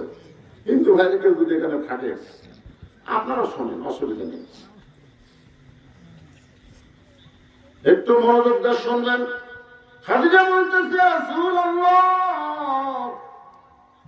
সবাই যখন চলে যাবে আপনি তখন যাবেন না। মুনকির নাকির আসলে তিনটা প্রশ্ন করবে, আমার পক্ষ থেকে আপনি একটু উত্তর দিয়া দিলে। সঙ্গে সঙ্গে আল্লাহ নবী খাদিজার কপালে একটা চুমু খেয়ে বললেন, খাদিজা ওই আল্লাহ শপথ করে বলতেছি, আমার আগে যদি আপনার মৃত্যু হয় তাহলে আপনার তিনটা চাওয়াই আমি পুরো করবো ইনশাআল্লাহ। যদি আমার আগে, দেখেন কথাটা খেয়াল করেন, আমার আগে যদি, তার মানে বোঝা গেল কে কখন মরবে? আল্লাহ রাসূল। জোরে বলেন ভাই, আল্লাহ রাসূল। কিন্তু আমরা মনে হয় জানি 5 তলায় উঠে 1.5 লাখ টাকার খাট, 12,000 টাকার কম্বল পরে তার মানে দিয়া 9টার সময় বলতেছে, আমার ঘরে আমার ঘর আমার নামাইতে। দুই কান্দের ফেরেশতাকে আল্লাহ ঘুমের দোয়া বাড়তে, তুই কি কইল? আল্লাহ কাছে সুতুচ্ছ ওই তোমার কম্বল দেয়, ওরে বাবা হিচ্ছু গায়ে ঘুমাইছে, হিচ্ছু। রাত 3টার সময় একটা ভূমিকম্প করে বিল্ডিং ধরে উঠছে। ওই এত খরচে রাখছে, কম্বলের মধ্যে যে লুঙ্গি খুলে আছে ওটাও করার টাইম পায়। দুই কান্দে দুই ফেরেশতাকে আল্লাহ নামাই দেয়, তাই বলে জ্ঞানটা করে নামালে। আল্লাহ কয়, আমার নামান এইরকম। জনগণ যখন নামাবার পারবে না, আল্লাহর নামান হলো ন্যাংটা করে। তোরে কোন কি করে কথা কন না কেন? তো ইসমান তাশা পড়, কোরআন শরীফ বললে সব আছে। তো ইসমান তাশা ওয়া তুযিল্লু মান তাশা বিয়াদিকাল খায়র ইন্নাকা আলা কুল্লি শাইইন কাদির। আশ্চর্য হয়ে গেলাম, বর্তমান শিক্ষা ব্যবস্থায় যে দুর্নীতি ঢুকেছে। দুর্নীতি বোঝায় আপনার ছেলে মেয়েরা যে কি মাল হবি, মাদ্রাসার মধ্যে ঢুকিতে পাইবে। আর এই নিয়ে সমস্ত আলেমেরা এক কথায় শিক্ষানীতিকে বাতিল করে মুসলমানদের কোরআনের শিক্ষানীতি চালু করার জন্য আন্দোলন করতেছে। ধরে কথা ঠিক না? কি মাল হলে জানেন? জীবনেও বসবি না, খাড়া দেখা করবি, পিঠের উপরে ব্যাগের বইয়ের ব্যাগ নিয়ে খাড়া হয়ে মারতেছে। ক্লাস 2 পড়ে, বসে ধর, বসে না। এই কোন ক্লাসে পড়িস? 2 পড়ি। কেমনে পেশাব করা লাগে তোর ছাত্র তোকে বলেনি? বুঝতে পারো আমার কাছে সাবজেক্ট কথা প্রাইমারি পেশাখানা যায় দেখি আমার শাড়ি খাড়া হয়ে পড়ে, শাড়ি খাড়া হয় আমার, তাহলে বসবি কে? এইগুলো শিক্ষা হচ্ছে? শিক্ষার নামে আপনার মাসুম বাচ্চাকে শয়তান মারাচ্ছে। কথা কন না, কথা কন না। বুঝলে বুঝ কথা, না বুঝলে পেট কথা, আমার পাড়ার কিছু নেই। আমি অ্যাঙ্গেলে যা বললাম ডোজ দিয়ে গেলাম, পরে চিন্তা করবেন। আল্লাহর বান্দার একটু মনোযোগ দেন। মা খাদিজা দুনিয়া থেকে বিদায় নিল, নবী তাকে দেখে 4টা মেয়ে কাঁদতেছে। খাদিজার পেট থেকে নবীর মাধ্যমে আল্লাহ তাআলা 4টা মেয়ে দান করছে। ধরে কোন কয়টা? আমি 90 জন নবীর উম্মতকে জিজ্ঞেস করি 4টা মেয়ের নাম কি, তারা বড় বড় না। নবীর যে 4টা মেয়ে আছে, আপনার নবীর উম্মত হিসেবে মুখস্থ রাখার দরকার আছে না? একটা মেয়ের নাম হলো জয়নাব, ধরে বলেন নাম কি? আরেকটা মেয়ের নাম হলো রোকেয়া, ধরে বলেন নাম কি? আরেকটা মেয়ের নাম হলো কুলসুমা।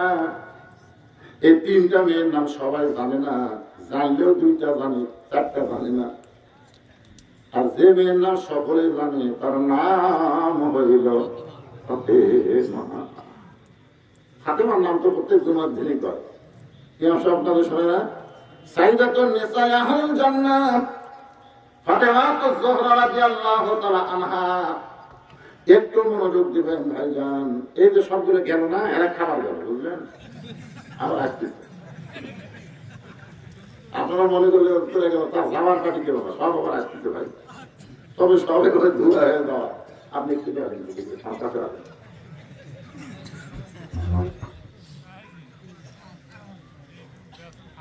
যাওয়া লাগবে নাকি? খাওয়া হোক, যাই হোক,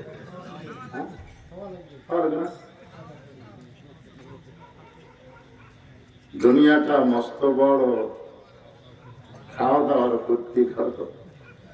আমি দুনিয়ার কথা বলতেছি না, যাওয়ার পর আমাদের যে অবস্থা হবে সে অবস্থা নিয়ে আলোচনা করতেছি। নবীর কাছে থেকে 4টা মেয়ে কাঁদতেছে। ধরে কোন কয় মেয়ে? আপনারা বলেন তো, ছেলেদের চাইতে মেয়েদের মন নরম না?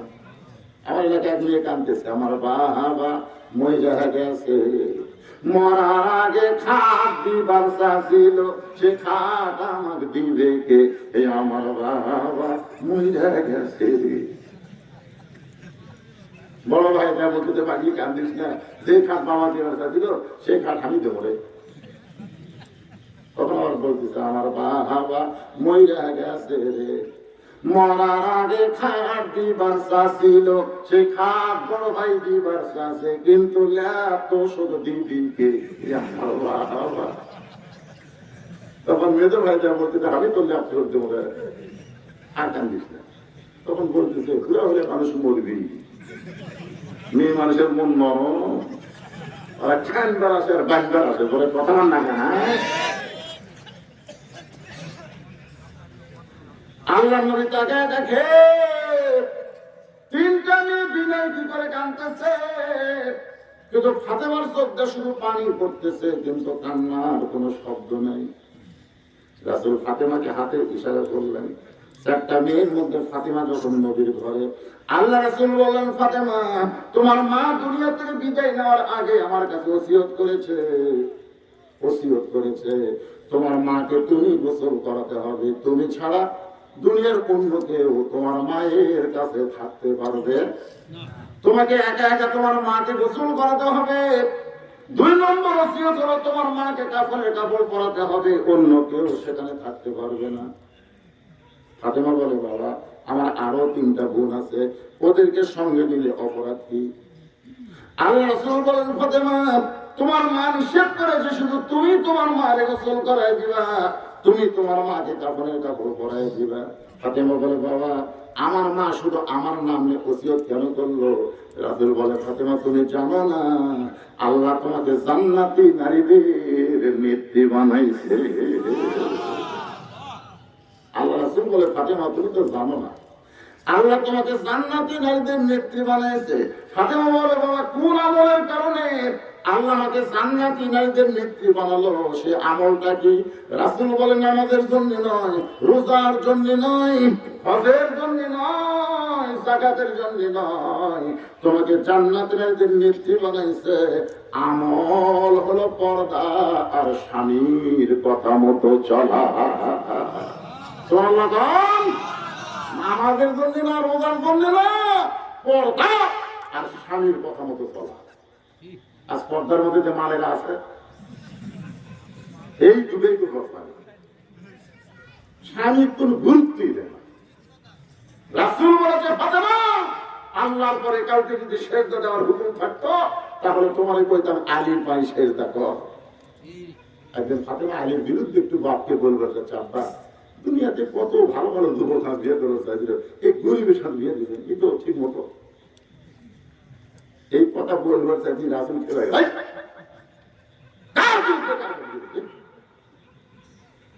যদি আল্লাহ হুকুম দিত আল্লাহর পরে সেজদা দেওয়া, স্বামীর পায়ে সেজদা দেওয়া লাগতো। এই কথাটা রাসূল বুঝাই দিলেন, আল্লাহর পরই মেয়ে মানুষের সবচেয়ে দামি হলো তার স্বামী। জোরের নাম কি? আর জোরে কর। স্বামী যদি মন খারাপ করে সব শেষ মা। আল্লাহ রাসূল বললেন, ফাতেমা তোমার মা এই কারণে ওসিয়ত করেছে, কারণ তুমি যদি তোমার মাকে গোসল করে দাও তুমি হইলা পর্দানিশী পুত পবিত্র। সুবহানাল্লাহ। তোমার হাতের পরশে মায়ের উপকার হবে। এখন আমাদের কথা হলো, মা খাদিজার মতন মহিষী মহিলা যদি মরার আগে ওসিয়ত করে, তাহলে আমরা মরার আগে ওসিয়ত করার দরকার আছে না নাই? কি ওসিয়ত করবেন? এক নম্বর ওসিয়ত হলো, আমার কবর যেন কোনো বেনামাজি খোঁড়ার চান্স না পায়। ওসিয়ত করবেন যে আমি মরে গেলে নামাজি ছাড়া কোনো বেনামাজি যেন কোদাল না ধরে।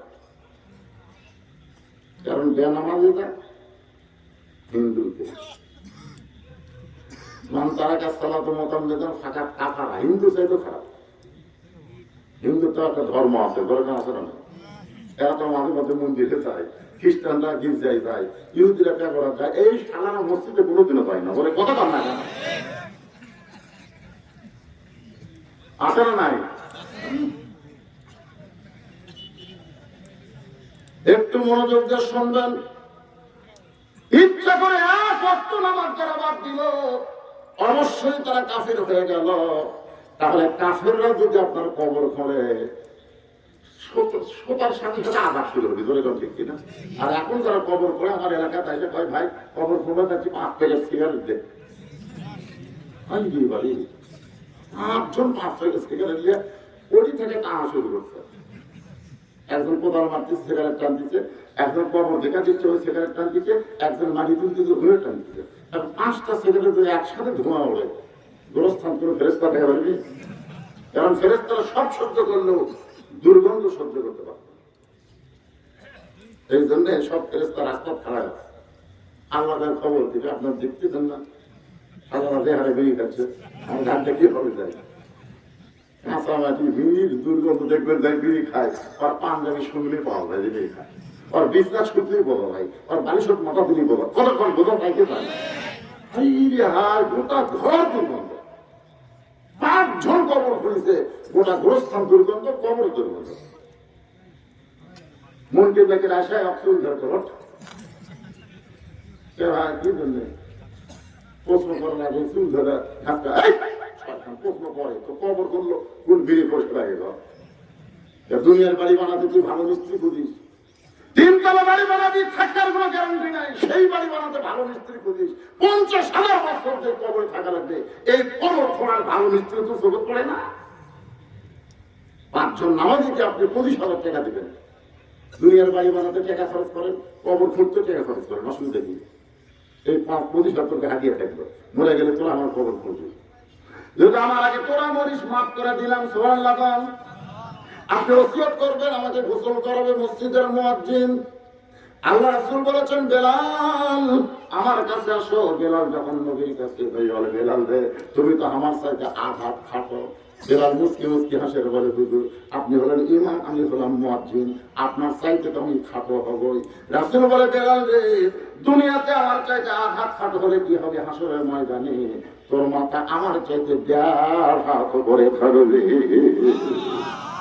বেলাল কান্দে বলে, ইয়া রাসূলুল্লাহ, ইয়া রাসূলুল্লাহ দুনিয়াতে আমি খাটো, মরার পর লম্বা কেন হব? আল্লাহ রাসূল বললেন, শুধু তুমি না, যারা মসজিদের 5 ওয়াক্ত নামাজের মুয়াজ্জিন হবে আল্লাহ তাদের মাথা উঁচু করে দিবে, ওই খালি মাথা একটা নূরের টুপি পরাই দিবে, পূর্ণিমার চাঁদের মতন আলো দেওয়া শুরু করে দেবে। আপনারা বলেন তো, প্রত্যেকটা মুয়াজ্জিন আল্লাহর ওলি। কি জন্য? কারণ আমাদের কাজ ছাড়া তো খায়রুম মিনান নাওম বলে মুয়াজ্জিন ঘুম থেকে চাকরি করে, কিন্তু মুয়াজ্জিনকে আযানকে দেয়।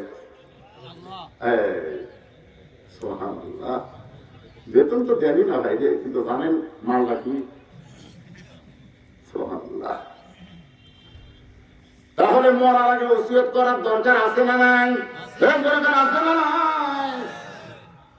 মা খাদিজাকে ফাতেমা গোসল করাই দিলেন একা একা।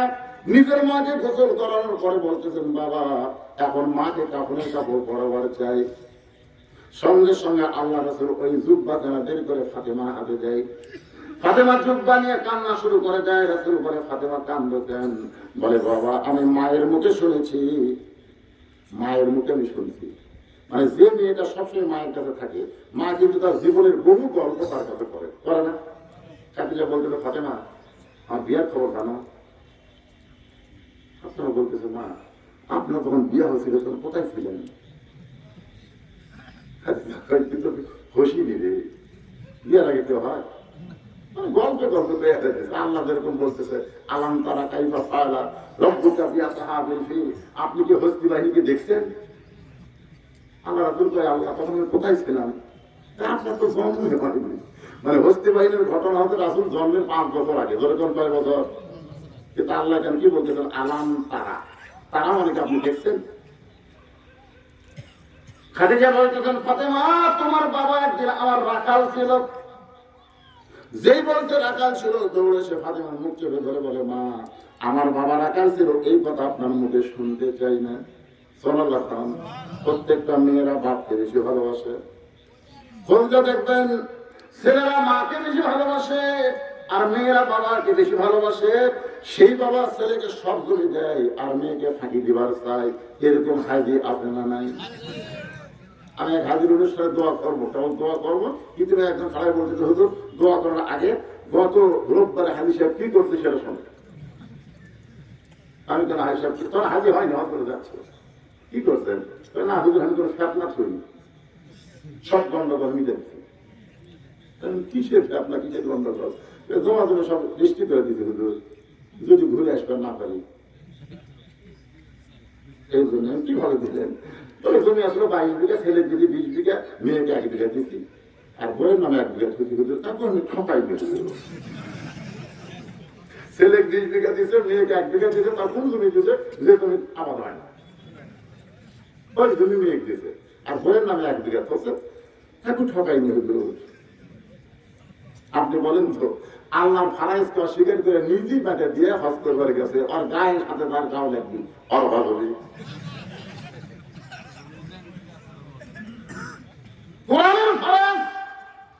অস্বীকার করে নিজে নিজে সম্পদ বন্টন করে হজ করে যাচ্ছে। আল্লাহ যদি ফিরা না হয়, তোর মতন শয়তানকে আল্লাহ ওটি বিক্রি দিবি? এইরকম বাপ আছে না নাই? জোরাগান আছে না নাই? হয়তো আপনাদের এলাকায় নাই। মেয়ে যা পাবে ছেলে তার ডবল পাবে, মেয়ে ছেলে যা পাবে মেয়ে তার অর্ধেক পাবে। আল্লাহ কোরআন কারিমের মধ্যে বন্টন করে দিয়েছে। মেয়েরা বাপকে বেশি ভালোবাসে। মায়ের মুখটা ধরে বলতেছে, মা আমার বাবা রাখাল ছিল, এই কথা কেমনি বলেন? খাদিজা বলে, রে ফাতেমা আমি মক্কার সবচাইতে ধনবতী ছিলাম আর তোমার বাবা আমার বাড়িতে রাখালি করতো।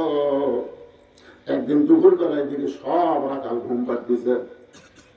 আমি রাখালের সর্দারকে ডাকতে বললাম, কে রে? হাজার হাজার উর্দুম্ব বাদ দিয়ে তোমরা দুপুর বেলা ঘরে আরাম করো। তার মানে রাখালের সর্দার বলে, মালকিন আপনি জানেন না, কপাল গুনে এমন একটা রাখাল কাছি, ওই রাখাল উর্দুম্বরে যা করে তাই শোনে।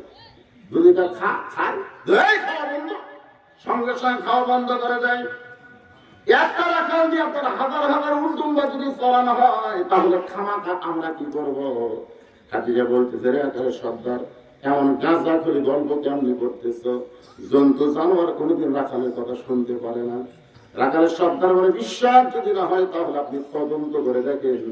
খাদিজা তদন্ত করতে গিয়ে দেখে কঠিন নদের ভিতরে বালু পোড়া গন্ধ পাওয়া যায়, পাহাড় পোড়া গন্ধ আসে, কিন্তু রাখালের মাথায় কে যেন একটা ছাতা ধরেছে। রাখাল যেদিকে যায় ছায়াটা রাখালের সঙ্গে সঙ্গে যায়। আশ্চর্য হয়ে গেছে খাদিজা।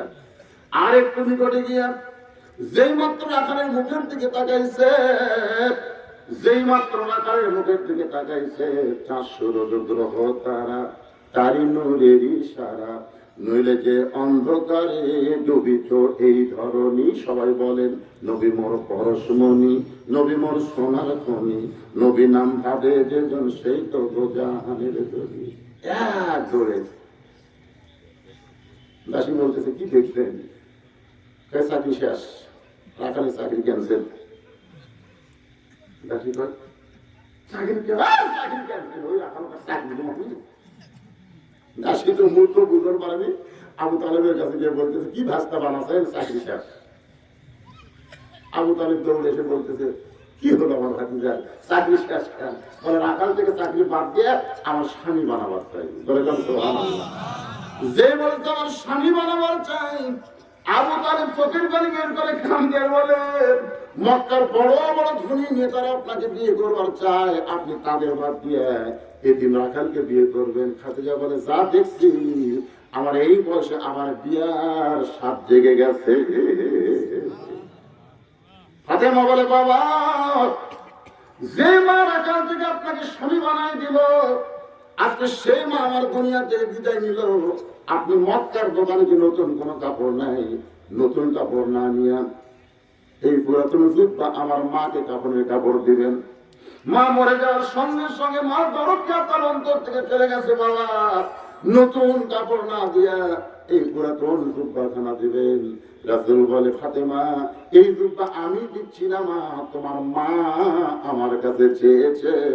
কারণ এই জুব্বা দুনিয়ার সাধারণ কোন জুব্বা নয়, এই জুব্বার সঙ্গে আল্লাহর কোরআনের সম্পর্ক রয়েছে। এখন আপনারা বলেন আল্লাহর কোরআনের সম্পর্ক যার সঙ্গে থাকে তার দাম বাড়ে না কমে? সবাই বলতে হবে বাড়ে না কমে। একই গাছের কাঠ দিয়ে তিনটা জিনিস বানাইছে, একটা হলো খাট, একটা সোফা, একটা হলো রেহাল। একটা খাট আর একটা সোফা আর একটা কি রেহাল। আপনার বলেন যে তিনটার মধ্যে দাম বেশি দাম, কারণ কি? হঠাৎ কোরআন শরীফ লিবার গেছে, বলছেন যে কোরআন শরীফ তো রেহালের বলেন, কোরআন শরীফ রেহাল ফার্স্ট করে মায়ের কথা বলছে, রেহাল তুলে তোমার কাছে রেহালটা খেলে খাট একই কাছে কাটতে বানাতে পায়ের কাছে পড়েছি আমার 3 বার শোনা গেল। তোর কি খবর কি? খাট আর সোফা খানদারকে লাত্তি খাওয়ার জন্য খালি লাত্তি। জানেন খাটের সাথে মানুষের সম্পর্ক, সোফার সাথে মানুষের সম্পর্ক, আর রেহালের সাথে আল্লাহর কোরআনের সম্পর্ক। তাহলে একটা কাঠের রেহাল যদি কোরআনের সঙ্গে সম্পর্ক করে রেহালের দাম বাড়ে। আমরা যারা এখানে বসে আছি আমরা সবাই কোরআনের সঙ্গে সম্পর্ক করতে চাই, তাই না? চান? কারা কারা চান? আল্লাহকে তো হাত দেখা করে দিয়ে লিল্লাহি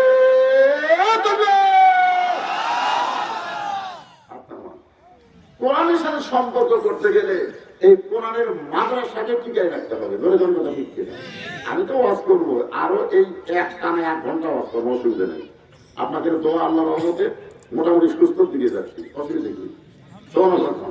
কিন্তু যারা হাত তুলছেন কোরআনের সাথে সম্পর্ক করবেন, এখন আপনাদের কাছে চাদর যাবে, রুমাল যাবে, আপনারা ব্যাগ যাবে, যেটাই যাক উঠলো করে উঠলো করে এই সময় যারাই উঠছি এই যে এখন হাত তুলে উঠলো পেয়ারা লাইসিস হবে, ধরে ধরে কি লাইসিস হবে, হঠাৎ দেখবেন পা তুলে ঘুমোতে ওটা দেখে পা একটু টান হয়ে টান বলে না। প্যারালাইসিস বোঝা যায় না? আপনাদের বোঝা হয়নি তো বুঝবেন কেমন? হ্যাঁ ব্যাগ যাবে আপনাদের কাছে গেলে ব্যাগ কাটিয়ে দিলে আচ্ছা হ্যাঁ ভিতর ঢোকো। এক জায়গায় কয়জন? এই সাইডে নাই। এই কয়জন তোমরা ব্যাগ? সবাই জায়গা পারবেন, 10, 20, 50, 100 জায়গা পারবেন। যার যতটুকু কোরআনের সাথে সম্পর্ক করতে মন চায় ততটুকু দিয়ে করেন, কিন্তু একেবারে খালি খালি ফেরাই দিয়ে না। সবাই বার করেন, সবাই জায়গা পারেন দেন। আর যারা সচেতন আছে সবগুলো চলে গেছে আছে, তার কাছে ব্যাগ যাবে না। এই যে ক্লিয়ার যারা বসে আছে আপনাদের কাছে ব্যাগ যাবে না, আপনাদের একটা দাম আছে, ব্যাগ যাবে আপনি কাছে আমার পরে কান নাকি মাইক তো ভালোই মাশাআল্লাহ ওয়াজ করে খুব শান্তি পাওয়া যাচ্ছে। প্রথম চেয়ার ফিরে চলে গেছিল, মনে করছে কি দেবো আল্লাহ জানে। যেন আপনাদের মধ্যে এমন কোন আল্লাহ বান্দা আছে সুদীজনের মধ্যে, ভাই আমার হাতত কিছু দিবেন, 10,000, 20,000, 50,000, এরকম দান করার লোক আছে, সব ওদের হেল্প করে গেল, প্রধান অতিথিও নেই, সব শেয়ার খালি করেছে। আসবি তো আদায়কে আমি সবসময় করবো, এরপরে টানা ওয়ার করি। হ্যাঁ দেন দেন দেন দেন। এখানে এমন কোন আল্লাহর বান্দা আছেন যাদের বাপ মা কবরে গেছে? এই আপনারা এমন কোন আল্লাহর পাগল আছেন যাদের বাপ মা কবরে গেছে, বাপ মা রুহের মধ্যে এই মাদ্রাসা একটা কোরআন শরীফ দান করবেন, এই মাদ্রাসা একটা কোরআন শরীফ দিবেন। কোরআন শরীফ মানে বাজারের যা কিনা লাগবে না, এখানে 500 টাকা আমার হাতে দিলেই একটা কোরআন দানের সব আল্লাহ আপনার বাপ মার কবরে দিয়ে দিবে। সবচাইতে বড় দান নবীর মাদ্রাসা একটা কোরআন। যাদের বাপ মা কবরে গেছে 500 টাকা দিবেন, একটা কোরআন দানের সব পাবে। মমিনুল ইসলাম খুবই অসুস্থ মানুষ, কিডনির সমস্যা, 2000 টাকা দান করেছেন নগদ। আমরা দোয়া করি তার দুর্বালা আল্লাহ তার কিডনিকে ভালো করে দেখবে, কোন আমি মাশাআল্লাহ বলার সাথে সাথে আল্লাহ তোমার একজন পাগল কোরআন শরীফ বাবদ 500 টাকা দান করে গেছে, আল্লাহ কবুল করেন। বাপ মা 2 জনের জন্য 2টা কোরআন 1000 টাকা দান করছে, আল্লাহ কবুল করেন। নাম কি? নূর মোহাম্মদ 5000 টাকা দান করছে, আল্লাহ নূর মোহাম্মদের দানকে আল্লাহ আপনি কবুল করেন। আল্লাহুম্মা মাশাআল্লাহ মাশাআল্লাহ। আল্লাহ বাবার জন্য একটা কোরআন বাবদ 500 টাকা দান করছে, আল্লাহ দানকে কবুল করেন। দাদির জন্য দোয়া চাই, দাদির জন্য তার দোয়া চাই। কোরআন শরীফ বাবদ 500 টাকা দান করেছে, আল্লাহ দাদির কবরকে আল্লাহ জান্নাতের টুকরা বানায় দেন। একজন বাপজান আমার 500 টাকা একটা কোরআন শরীফ নবীর মাদ্রাসায় দান করে দিল, আল্লাহ বাপ মার কবরকে জান্নাতের টুকরা বানায় দেন। আল্লাহুম্মা আমিন। কবুল করো কবুল করো। ভাইজান ওটা বসে করবেন না, ওয়াজ করবো তো উঠবেন কেন? দান না দেন না দেন, আপনার টাকা না হলে মাদ্রাসা চলবে, অসুবিধা নেই, কিন্তু ওটা বসা করেন না। মরার ওয়াজটা শুনেন, মরাই লাগবে রে ভাই, দৌড়াচ্ছেন কোন জায়গায়? বাড়ির যাওয়ার আগে আগ্রহ খাওয়াবি রে। মাশাআল্লাহ, আল্লাহ তোমার একজন পাগল কোরআন শরীফ পাগল আইজার রহমান কোরআন শরীফ 500 টাকা দান করতে, আল্লাহ কবুল করেন। কত আছে বাবা? মাশাআল্লাহ। আরেকজন আল্লাহর বান্দা একেবারে 50 সব দিয়ে 500 টাকা দান করলো কোরআন বাবদ, আল্লাহ দানকে কবুল করেন। আল্লাহুম্মা আমিন।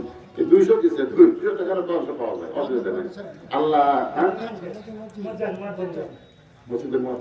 মাশাআল্লাহ রে, নূরের টুপি পাবে আমার ভাইজান 200 টাকা দান করেছে, আল্লাহ দানকে কবুল করেন। আল্লাহ নেক নিয়ত থেকে যা করেন। আল্লাহুম্মা আমিন। দুনিয়া রবে না চিরকাল, একদিন ভাঙবে রে বাজার। ভাইজান এই যে উঠে তারা কেন ফাঁকা হলে, ফাঁকা জায়গাটা আপনার পেছন থেকে এসে সামনে বসেন তো। আপনার জন্য 2 জায়গা জান্নাতের সাক্ষী হবে, 2 জায়গা। আবার আসবি মানে আবার শেষ হলে চলে আসবি। ওনারা আবার আসবে। মাশাআল্লাহ।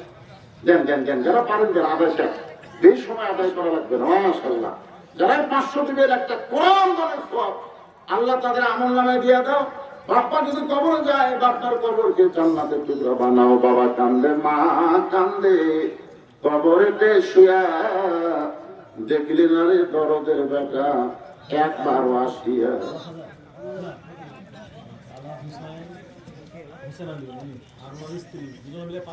মাশাআল্লাহ। স্বামী স্ত্রী আপনার বইয়ের নাম কি? ওরে বাড়ি কি বউ পছন্দ করে।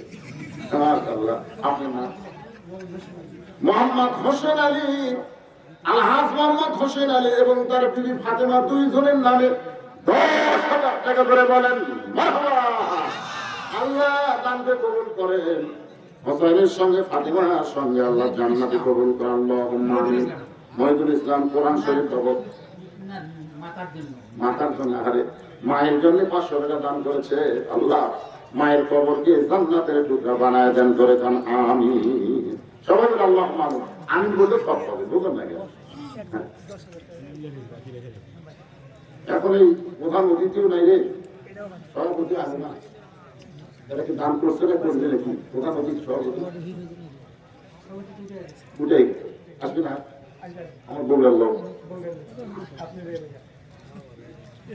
সবাই তো জিকির করে লা ইলাহা ইল্লাল্লাহ, লা ইলাহা ইল্লাল্লাহ, লা ইলাহা। এই বাবা, মায়েদের মধ্যে ব্যাগ গেছে, মায়ের মধ্যে গেছে। মায়ের আপনাকে নামাজ আজকে বেশি করতেছি, বেশি বেশি দান করবেন। এই ব্যাগ গুলা কুড়ি যাবো, টাকা লাগবে হবে, মেয়েদের করতে হবে, ছেলেদের করতে হবে। ব্যাগ কুড়ি দেয়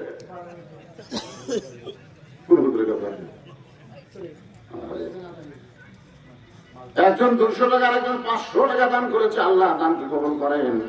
যে নিয়তে দান করলো, আপনাকে ধান দিতে পারেন, ধান 1 মণ 2 মণ করে ধান দেন, আল্লাহ তাআলা বরকত দিয়ে দিবে, দিয়ে দেন। আপনি যদি খালি নিয়োগ করে দিয়ে দিতে আমাদের হুজুর আমি 1 মণ দেবো, আল্লাহ যদি আপনি 10 মণ বেশি দেন, অসুবিধা আছে? আল্লাহ কোরআনে বলেছেন, আমা তুনফিকু মিন শাইইন ফি সাবিলিল্লাহি রাফা ইলাইকুম। আল্লাহ রাস্তায় যা দেন, আল্লাহ বলে আমি তোর ভিতর গরিব না, নেওয়ার জন্য না, তো দেওয়ার জন্য। তুই দিবি 1, আমি দেবো 10, ধরে দাম করো। এই জন্য 1 মণ ধান দেবে, 10 মণের বরকত হবে, আল্লাহ বরকত দিবে। তো চিটা পাতানো হবি না, নাচনা পোকা ধরবি না, বৈশাখের ঝড় করবি না, ঘর হয়ে সব ঘুরে হয়ে গেছে, আপনার ধান খাওয়া হয়। ধরুন না ফোন না কেন দেখেন না ভাই ধান। আমার অনেক কিছু হতো, আমার জমি ধারে তুমি তখন 1 মণ দিচ্ছে, আমি আর দেবো না। ওই জমির কারণে আমার জমিতে ধর আসবে না। আল্লাহকে ঠিক আছে, ঘরে তো ধান করবি না, কিন্তু তোর বউ আপার খাবি। তোদের তোর এমন হয় পা দিচ্ছিল, মাথা ভাঙবি, সব ধান দিচ্ছিল, তুই বউ ঠিক করে পারবি। এই জন্য সবাই দেওয়া লাগবে, আল্লাহ রাস্তা দিবে, ইনশাআল্লাহ আল্লাহ বরকত দিয়ে দিবে। as-সাদকাতু তারুদ্দুল বালা ওয়া তাযিদু ফিল উমর। রাসূল বলেছেন, দান সদকা করলে ভালো মন্দ দূর হয়, আল্লাহ তার হায়াত বাড়ায় দেয়।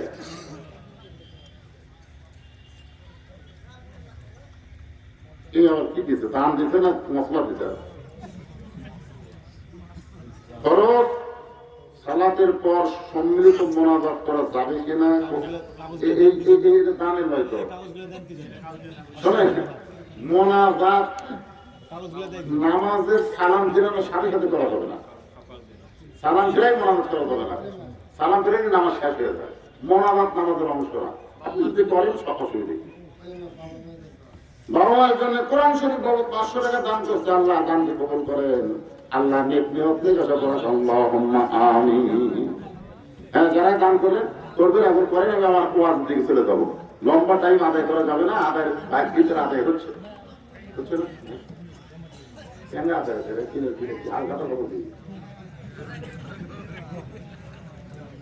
আলহামদুলিল্লাহ, আলহামদুলিল্লাহ। এই যে চেয়ারম্যান সাহেব ওবায়দুল হক সাহেব, প্রধান অতিথি, মাদ্রাসার সভাপতি, ওই রকম 1-1টা লোক থাকলি কি চলবি না মাদ্রাসা? ইনশাআল্লাহ। কিন্তু এই সময় ইজ্জত নেই, বুঝে ভাবি দিচ্ছে আদায়ের পরে আবার আসবে মোনাজাতের সময়, আসুক যখন আসুক সামনে 2-4 জন থেকে মাদ্রাসা চলবে, কি চলবে না? ইনশাআল্লাহ। তারপরে আপনাদের সবাই দানে অংশগ্রহণ করছেন, একটু মহব্বতের দিকের উপরে আমার আলোচনা শুরু। লা ইলাহা ইল্লাল্লাহ, লা ইলাহা ইল্লাল্লাহু ইল্লাল্লাহ, ইল্লাল্লাহু ইল্লাল্লাহ, লা ইলাহা ইল্লাল্লাহ, লা ইলাহা লা ইলাহা ইল্লাল্লাহু মুহাম্মাদুর রাসূলুল্লাহ সাল্লাল্লাহু আলাইহি সাল্লাম। আল্লাহ রাসূল বলেন, ফাতেমা, এই জুব্বা দুনিয়ার সাধারণ কোন জুব্বা নয় মা, এই জুব্বার সঙ্গে আল্লাহর কোরআনের সম্পর্ক রয়েছে। তোমার মা এই জুব্বাটা আমি দেইনি, বরং আমার কাছে চাইছে। সুবহানাল্লাহ। খাদিজার মতন মহিষী নারী চিন্তা করছে যে কবরে যদি এই জুব্বা আমার কাফন হয়, তাহলে হয়তো কবরের আযাব আল্লাহ আমাকে দিবে না।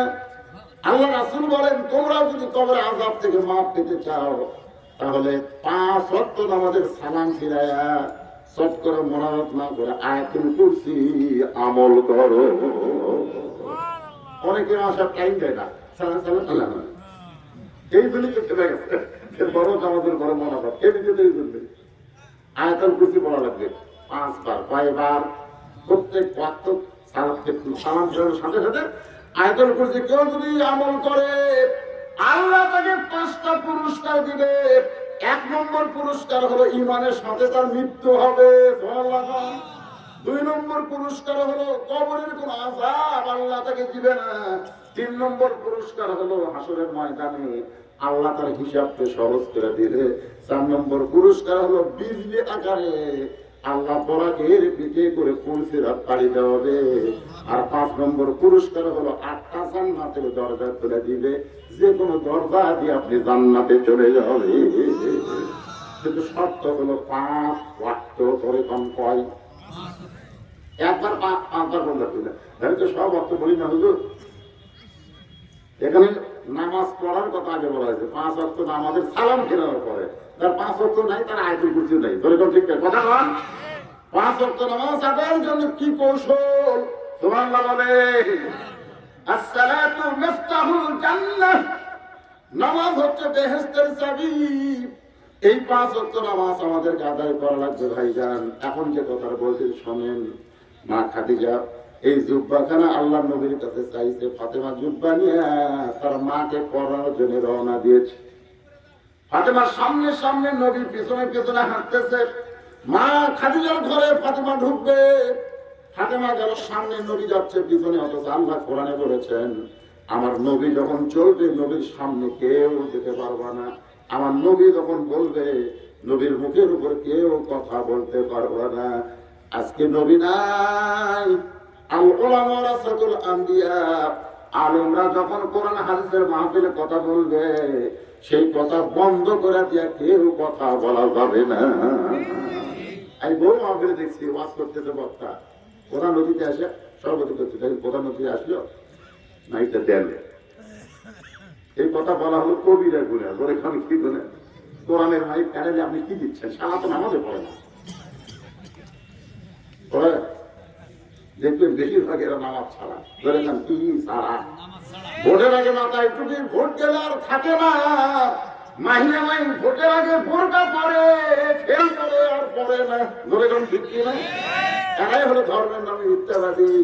এরা মাঝে মধ্যে ধার্মিক সাজে, কিন্তু মূলত এরা ধার্মিক না। দেখা যায় না ভাই, ফকির থেকে গাড়ি থামান ভোটের আগে, ফকির থেকে ড্রাইভার বলছে স্যার কি করছে, বলে মানুষ আর তীর্থকে পড়ে না, ভিক্ষা করে ভোটের আগে ফকির রাম হতে গাড়ি থেকে নামা কাছে, চাচা আসসালামু আলাইকুম, ফকির স্যার কেউ তো নাই বাবা, সালাম ডাক দিলেন, আপনার দিলেন, ভিক্ষা করে খায় ভোটের আগে যান, আপনিও তা বলতেন। এরাই হলো ধর্মের নামে মিথ্যাবাদী, ধরে কথা দিচ্ছি না। ভোটের আগে মানুষের দরজায় দরজায় যায়, নেতা হলে আর খুঁজে পাওয়া যায় না। একটু মনোযোগটা শুনবেন। মা ফাতেমার সামনে সামনে, নবীর পিছনে পিছনে। মা ফাতেমা শুধু নবীর মেয়ে না, আল্লাহর নবী মা হিসাবে তাকে সম্মান দিয়েছে। মেয়ে না, শুধু মায়ের মতন সম্মান দিচ্ছে। তাইদের ময়দানে নবী যখন আসলো, তখন নবীর তো দরদের কিন্তু খাতিদাও কিন্তু মারা গেছে কয়েকদিন আগে। দরদের চাষা আগে তালেবও মারা গেছে। 3টা মেয়ে ঘরের মধ্যে ঢুকে বললো, বাবা আপনাকে নিষেধ করলাম পাইতে পাইতে, তারপরে গেলেন।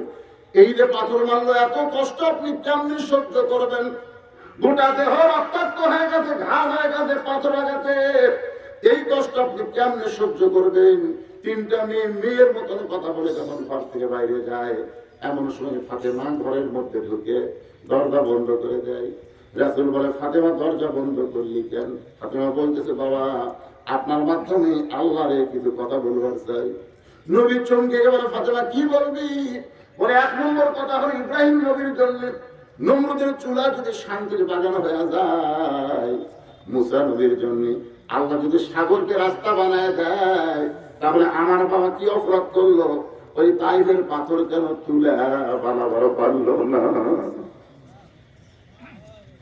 আল্লাহ মুসা নবীর জন্য সাগর রাস্তা বানায় দেয়, ইব্রাহিম নবীর জন্য আগুন শান্তির বাগান বানায় দেয়, আর তাইফ পাশে পাথর মারে, ওই পাথর আমার বাবার গায়ে লেগে রক্ত ঝরে।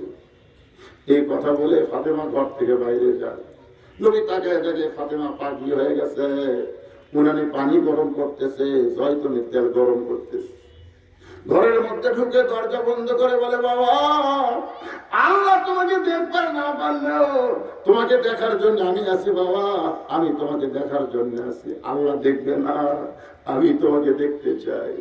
গায়ের জুব্বা খুলে ওই গরম পানির মধ্যে নরম কাপড় চুবড়ায়া চুবড়ায়া নবীর গোটা দেহ যখন পরিষ্কার করে দেয়, নরম হাতের মধ্যে গরম জয়তুনের তেল নিয়ে যত জায়গায় তাই পাশে পাথর মারছে প্রত্যেক জায়গায় মালিশ করে দেয়। আল্লাহ নবী বলেন, সাহাবীরা রে, আমি যখন কখন যেন ঘুমায় গেছি, ফাতিমার উরাতকে বালিশ বানায়া ওই ঘুমের মধ্যে স্বপ্নে দেখি আমার মা আমেনা আমার শিওরের পাশে দাঁড়ায়। এত বছর পরে মারে দেখে বললাম, মা আইসেন যখন আর জবাব দিব না মা বলে হাতটা চাইবা ধরেছি। এমন সময় ফাতেমা আমার কপালে চুমা খায়। ওই ফাতেমার চোখের পানি আমার চোখের মধ্যে ঢোকার সঙ্গে সঙ্গে ঘুম থেকে যত্ন পাই। আমি বললাম, ফাতেমা শুধু কান্দিস কেন? বলে, বাবা আপনি মনে হয় স্বপ্ন দেখছেন। স্বপ্নে আমার হাতটা মা বলে চাইবা ধরছেন, এখন পর্যন্ত হাতটা ছাড়েন না, তার হাত ধরে আছে। রাসূল বলে, ফাতেমা স্বপ্নে যদি তোর হাত না বলে ধরি তাহলে তুই শুধু আমার মেয়ে না, তোর দয়ার মধ্যে মহব্বতের মধ্যে দেখতে পায় আমার মা মেয়ে না। ফাতেমা ঘরের মধ্যে ঢুকে গেলেন, নবী দরজা বন্ধ করে দিল। মা ফাতেমা ঘরের মধ্যে মাকে কাপড়ের কাপড় পরানোর জন্য ঢুকলেন। কাপড়ের কাপড় পরানো যখন হয়ে গেছে এমন সময় ফাতেমা দরজা খুলতেছে। নবী তাকায় দেখে ফাতেমা মুস্কি মুস্কি হাসতেছে। নবী চমকে গেলেন। কাঁদতে কাঁদতে যে মেয়েটা মায়ের কাফন দেওয়ার জন্য ঢুকলো আর সে মেয়েটা মুস্কি হাসিতে দরজা করলো। নবী চমকে গেলেন, মা কাঁদতে কাঁদতে ঢুকলি, হাসতে হাসতে বের হলি। ফাতেমা বলে, বাবা আপনি জানেন কাঁদতে কাঁদতে কেন ঢুকলাম, হাসতে হাসতে কেন দরজা করলাম আপনি জানেন? আল্লাহ রাসূল বলে, ফাতেমা তুই কাঁদতে কাঁদতে ঢুকলি আমি জানি, কারণ মেয়ে তার মাকে কাফনের কাপড় পরাবে, অবশ্যই কাঁদবে, কিন্তু হাসতে হাসতে দরজা খুললি আমি জানি না। এই কথাটা দ্বারা বোঝা গেল আমাদের নবী আগাম জাহানে। আগাম আগাম জানে এক লোক বলতেছে আগাম জানে খুব লাভ আছে, বুঝানো ধরে বলতেছি। দরবেশের কাছে কাছে বিশ্বের কাছে বলতেছে এমন কিছু আমল দেন তো আগাম জানে নাম করে একটা আমল দিচ্ছে আগাম জানে। আর মুরগি মরবি বুঝলেন 3 দিন পর। কি মরবি? 3 দিন পর মরবি। 3 দিন পর মরবি তাহলে ভব করে খাই ভব করে খাবো দেখলে দেখা ভালোই হলো রে, মরার হাত থেকে বাঁচবে। কিছুদিন পরে দেখতে তারা একটু বকরি মরবি, ছাগল মরবি। 3 দিন পর 3 দিন পরে মরবি, বাজার যে বিক্রি করছে দেখলে লস হলো না। কিছুদিন পর থেকে 3 দিন পর একটা গরু মরবি, সেটাও বিক্রি করছে। কিছুদিন পর থেকে 3 দিন পর পেটা মরবি। একদম ফিরে গেছে কিন্তু কি পেটা 3 দিন পর মরবি। তখন বলতেছে আগাম বানান উপর তোর বিপদ মুরগির উপর দেখো, কিন্তু মুরগি দেখাছো ওই বিপদ গেছে মুরগির উপর। বকরি বেঁচে খাচ্ছে ওই বিপদ গেছে গরুর উপর। গরু বেঁচে খাচ্ছে তোর বিপদ পাল্লা দিবি তো যখন বেটার উপর দিতে এমন কিছু দেখছো তখন করবো। এই জন্য আল্লাহ কাউরে আগাম জ্ঞান দেয়নি, এমনকি নবীকেও দেয়নি। তোর এখানে সুবহানাল্লাহ। আমাদের নবী গায়েব জানে, সবাই বলবেন না আমাদের নবী গায়েব জানে। আমরা ফজরের পরে অথবা মাগরিবের পরে সূরা হাসরের শেষ 3 আয়াত আমরা কিন্তু পড়ি। আপনারা বলেন না ভাইজান? প্রথম কি বলেন? হুয়াল্লাহুল্লাযী, বলেন হুয়াল্লাহুল্লাযী লা ইলাহা ইল্লা হু আলিমুল গায়বি ওয়াশ শাহাদাতি হুয়ার রহমানুর রহিম। নবী বললেন, ফাতেমা তুমি হাসতে হাসতে দরজা খুললা আমি জানি না। ফাতেমা বলে, বাবা যদি না জানেন তাহলে শোনেন, আমি যখন আপনার জুব্বা আমার মাকে পরাবার গেছি, আমি যখন আপনার ওই জুব্বাটা আমার মাকে পরাবার গেছি, ইয়ানজুরু বিনুরিল্লাহ, আমি তখন নূরের চোখ দিয়ে তাকায় দেখি আমার মায়ের শরীরে আল্লাহ জান্নাতের পোশাক পরাইয়া দিছে। যেই বয়স আমি তাকায় দেখি আমার মায়ের শরীরে আল্লাহ জান্নাতের পোশাক পরায় দিছে, সঙ্গে সঙ্গে নবী দরজায় বসে কান্না শুরু করে দিলেন। ফাতেমা বলে, বাবা আমার মায়ের শরীরে জান্নাতের পোশাকের কথা শুনে আপনি কাঁদেন কেন? রাসূল বলে, ফাতেমা এই কান্না দুঃখের কান্না নয় মা, এই কান্না হলো আমার আনন্দের কান্না। যখন আল্লাহ আমাকে নবুয়ত দিল, আমি যখন নবী হলাম, আমি মনে মনে চিন্তা করতেছিলাম আমার কে নবী মানবে, আমাকে কে নবী বলে স্বীকার করবে। ফাতেমা রে, এই চিন্তা দূর করেছে তোমার মা। পৃথিবীর সর্বপ্রথম তোমার মা আমাকে নবী স্বীকার করে আমার কাছে কলমার ঈমান নিয়েছে। বিবি হয়ে স্বামীকে নবী বিশ্বাস করা, সুবহানাল্লাহ, এটা যেমন তেমন স্বামী না রে। 38 বছর ওয়াজ করছে, 38। এখন মনে হয় বহান হুজুর হয়নি, এখনো বহুদিন দেখি জনগণের মতো হুজুর শুনি, তুমি একটু হুজুর কত কেমন লাগে, হাসে। হুজুর খাও তো দেখি তোমার মুখে কেমন লাগে। জনগণ আপনাকে চিনে না, আমি চিনি আপনি মাল রাখি। হুজুর হয় এত সহজ হয়, আসলে নিজের বোনের কাছে, নিজের মায়ের কাছে আর গ্রামের কাছে হুজুর হওয়া যায় না। কথা কন না কেন? আমি যদি এখান থেকে যাই বলি 2 ঘন্টা ওয়াজ করবো, এই লোকগুলো উঠলো না, তুমি 5 মিনিট একটু ওয়াজ শোনো তো, ভাতটা ভাত দেন তো,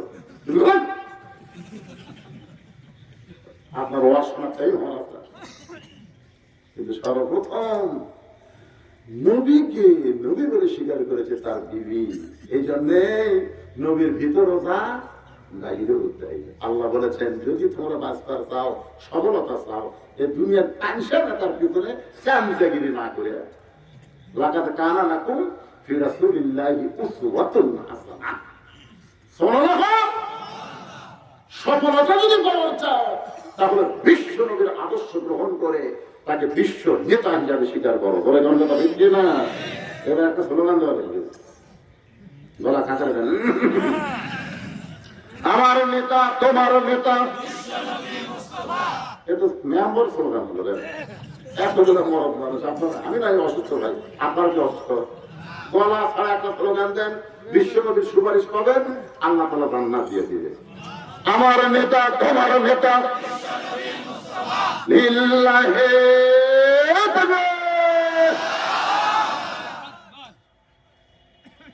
আল্লাহ রাসূল বলেন খাদিজা রে, ফাতেমা রে, সর্বপ্রথম আমাকে নবী বলে স্বীকার করেছে তোমার মা।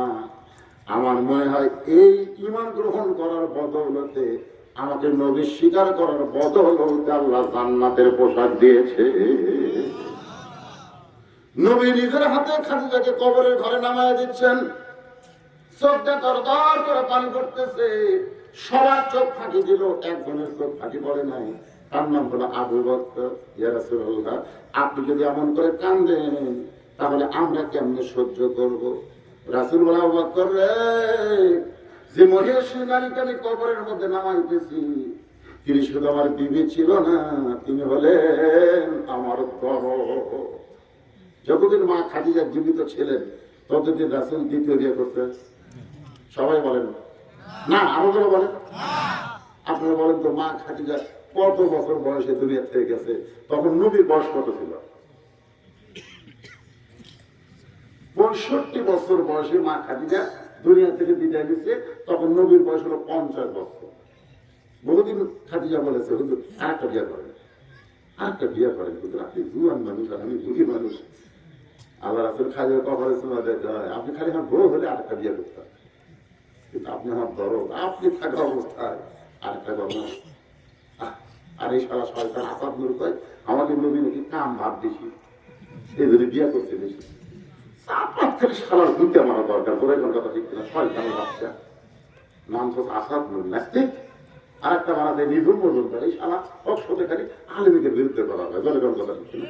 এই মাদ্রাসার বিরুদ্ধে, হাফেজি মাদ্রাসার বিরুদ্ধে, মহিলা মাদ্রাসার বিরুদ্ধে, মাদ্রাসার বিরুদ্ধে কথা বলা।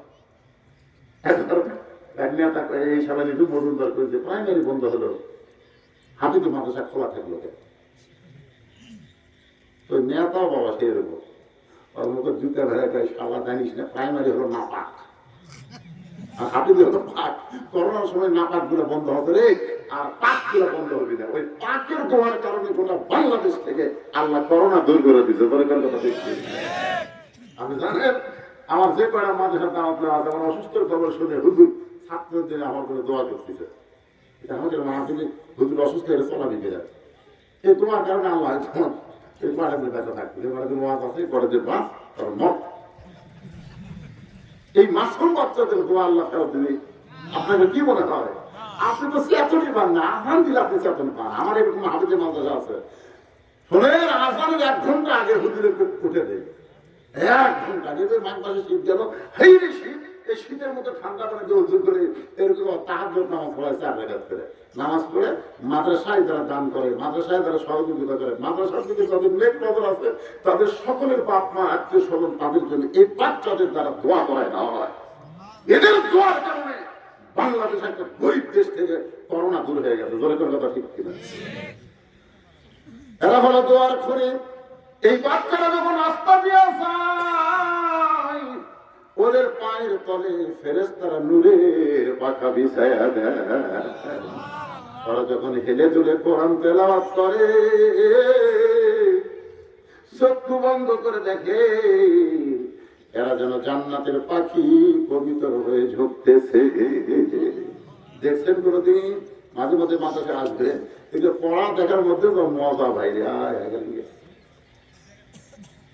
আমি একদম পেছন দিকটা ধরছি, যে ধরছি আর পড়া বন্ধ না হয়তো না ঢুকলে না ভোটের সাথে পড়া একটা অজিরা শুরু।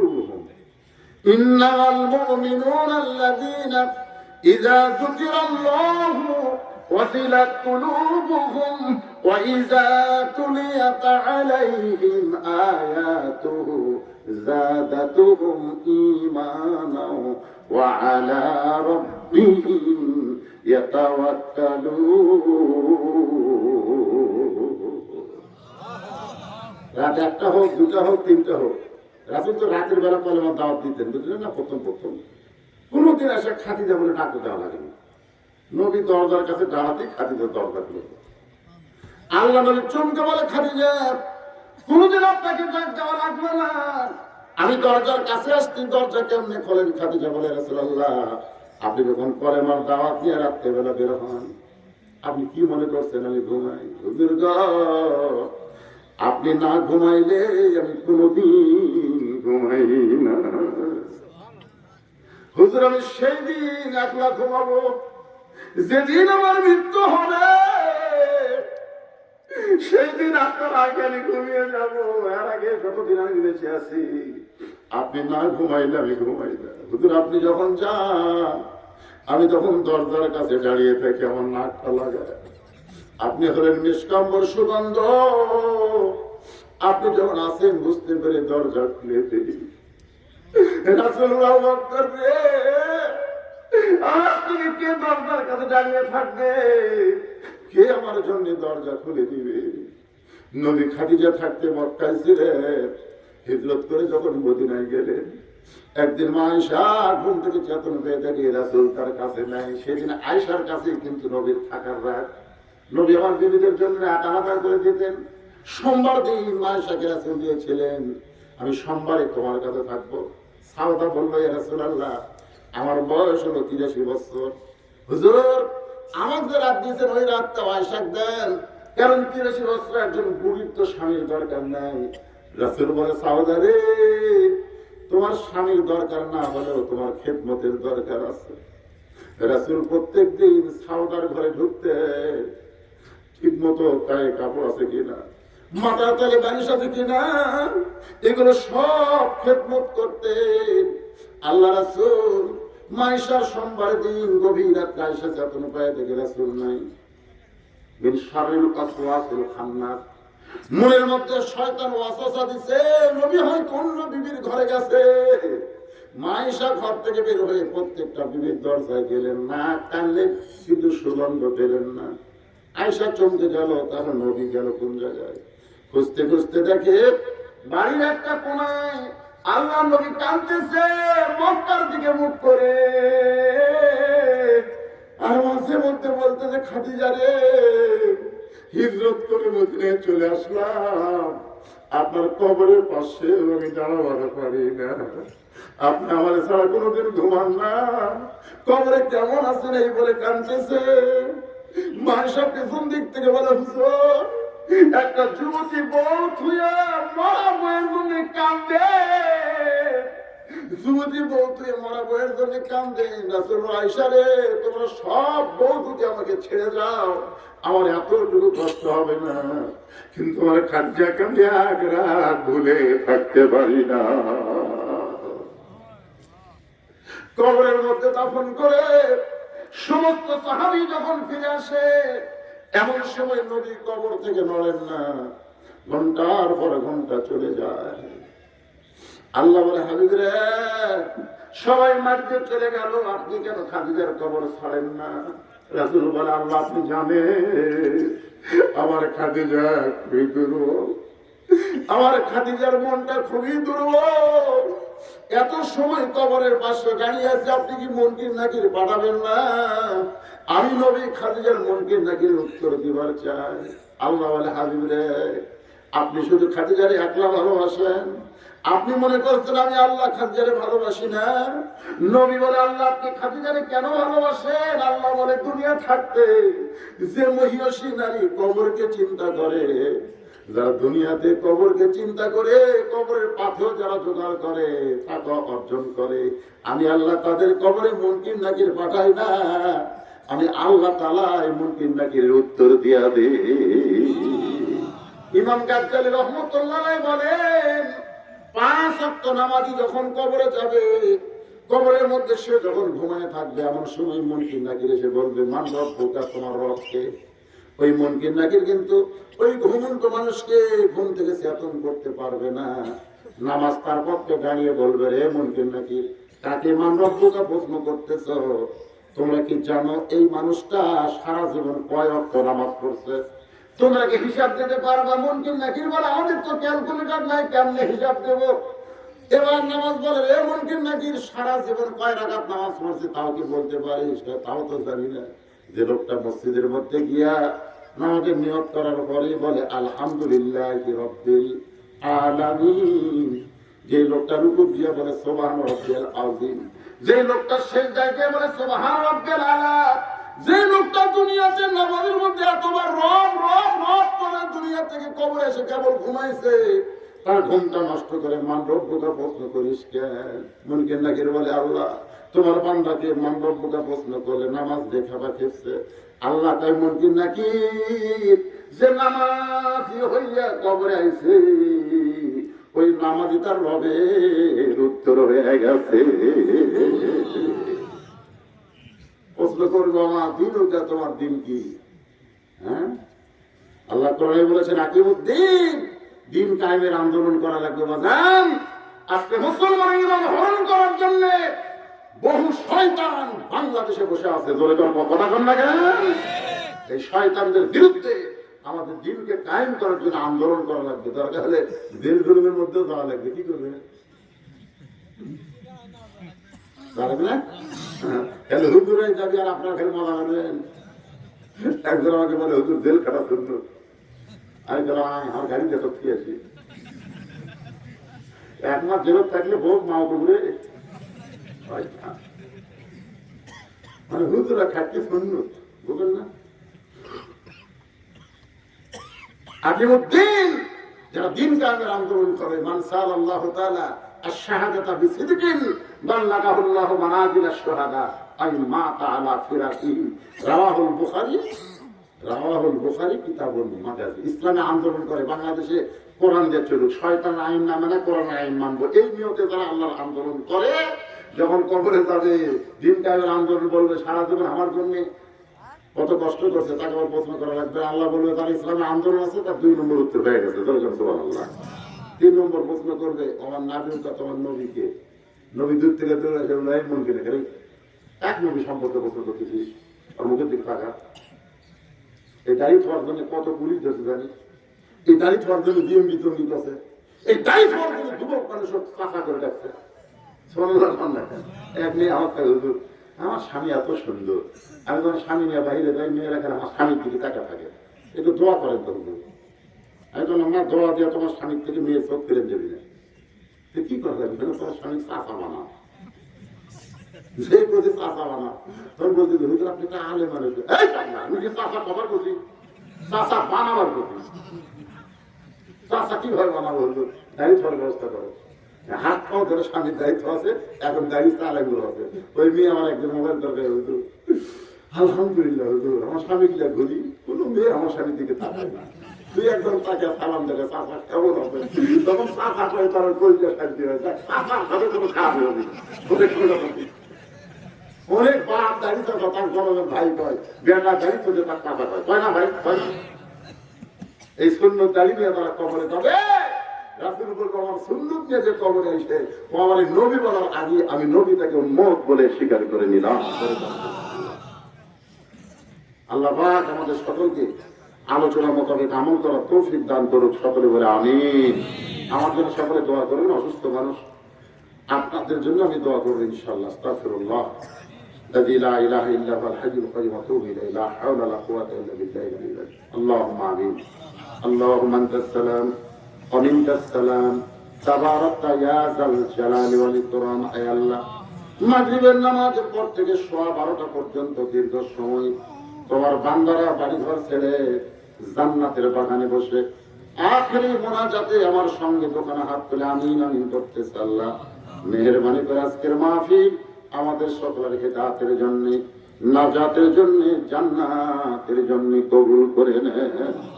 এই মাহফিলের শুরু থেকে শেষ পর্যন্ত যতটুকু আলোচনা হয়েছে আল্লাহ এর মধ্যে যদি ত্রুটি হয়, ভুল হয়, মাফ করে দেন।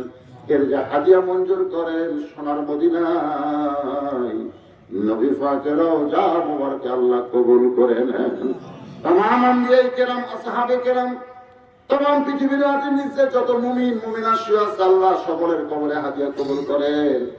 আল্লাহ তাআলা এই গ্রামে গোরস্থানে যত মুর্দা শুয়ে আছে আল্লাহ আমরা যারা হাত তুলেছি আমাদের জনমদুখনী মা বাবা যাদের কবরে গেছে বা পাঁচজনে দোয়া করার কথা আল্লাহ কোরআনেও বলেছে, সবাই বলেন রব্বির হামহুমা কামা রব্বায়ানি সগীরা। আল্লাহ মা বাবা যাদের কবরে গেছে মেহেরবানি করে মা বাবার কবরকে জান্নাতের টুকরা বানিয়ে দাও। আমাদের দাদা দাদি নানা নাতির স্বজনকে আল্লাহ তুমি কবুল করে নাও। হে আল্লাহ আজকে জান্নাতের বাগানে বসে যারা দান করেছে, অল্প হোক বেশি হোক, আবার ঘরের মধ্যেও যারা দান করেছে, এই মাদ্রাসাকে মহব্বত যারা করে, মাদ্রাসার হিতাকাঙ্ক্ষী আল্লাহ সকলকেই জান্নাতি কবুল করে নাও। আজকের মাহফিলের সম্মানিত সভাপতি, আজকের মাহফিলের সম্মানিত প্রধান অতিথি, আজকের মাহফিলের সুধী যারা আলেম ওলামা হাফেজ কারীম মুয়াজ্জিন হাজী সাহেব, আল্লাহ মুরব্বী যুবক প্রতিষ্ঠাতা পর্দার অন্তরালের মা বোনেরা আল্লাহ সকলকে কবুল করে নেন। আমি অসুস্থ, আমার মতো যারা অসুস্থ আছে আল্লাহ এখানে একজন দান করেছে তার কিডনি সমস্যা, আল্লাহ অসুস্থ গুলোকে আপনি সুস্থ করে দেন। গোটা বিশ্বের মুসলমানকে হেফাজত করেন, বিশেষ করে ফিলিস্তিনের মুসলমানকে আল্লাহ আল্লাহ আপনি হেফাজত করেন। যারা জীবন দিয়েছে তাদেরকে শহীদ হিসাবে আল্লাহ আপনি কবুল করে নেন। আল্লাহ আমাদের বাংলাদেশের শিক্ষানীতির মধ্যে শয়তান রয়েছে আল্লাহ, এই শয়তানের হাত থেকে শিক্ষাকে আপনি পবিত্র করে দেন আল্লাহ। কোরআনের শিক্ষা শিক্ষিত হওয়ার তৌফিক দিয়ে দেন আল্লাহ। সুবহান রাব্বিকা রাব্বিল ইজ্জাতি আম্মা ইয়াসিফুন ওয়া সালামুন আলাল মুরসালিন আলহামদুলিল্লাহি রাব্বিল আলামিন। ওয়াজাল আখিরাতি কালিমাতুন ইনদাল মাউত। সকলে পড়েন লা ইলাহা ইল্লাল্লাহু মুহাম্মাদুর রাসূলুল্লাহ সাল্লাল্লাহু আলাইহি ওয়াসাল্লাম। আসসালামু আলাইকুম ওয়া রাহমাতুল্লাহি ওয়া বারাকাতুহু।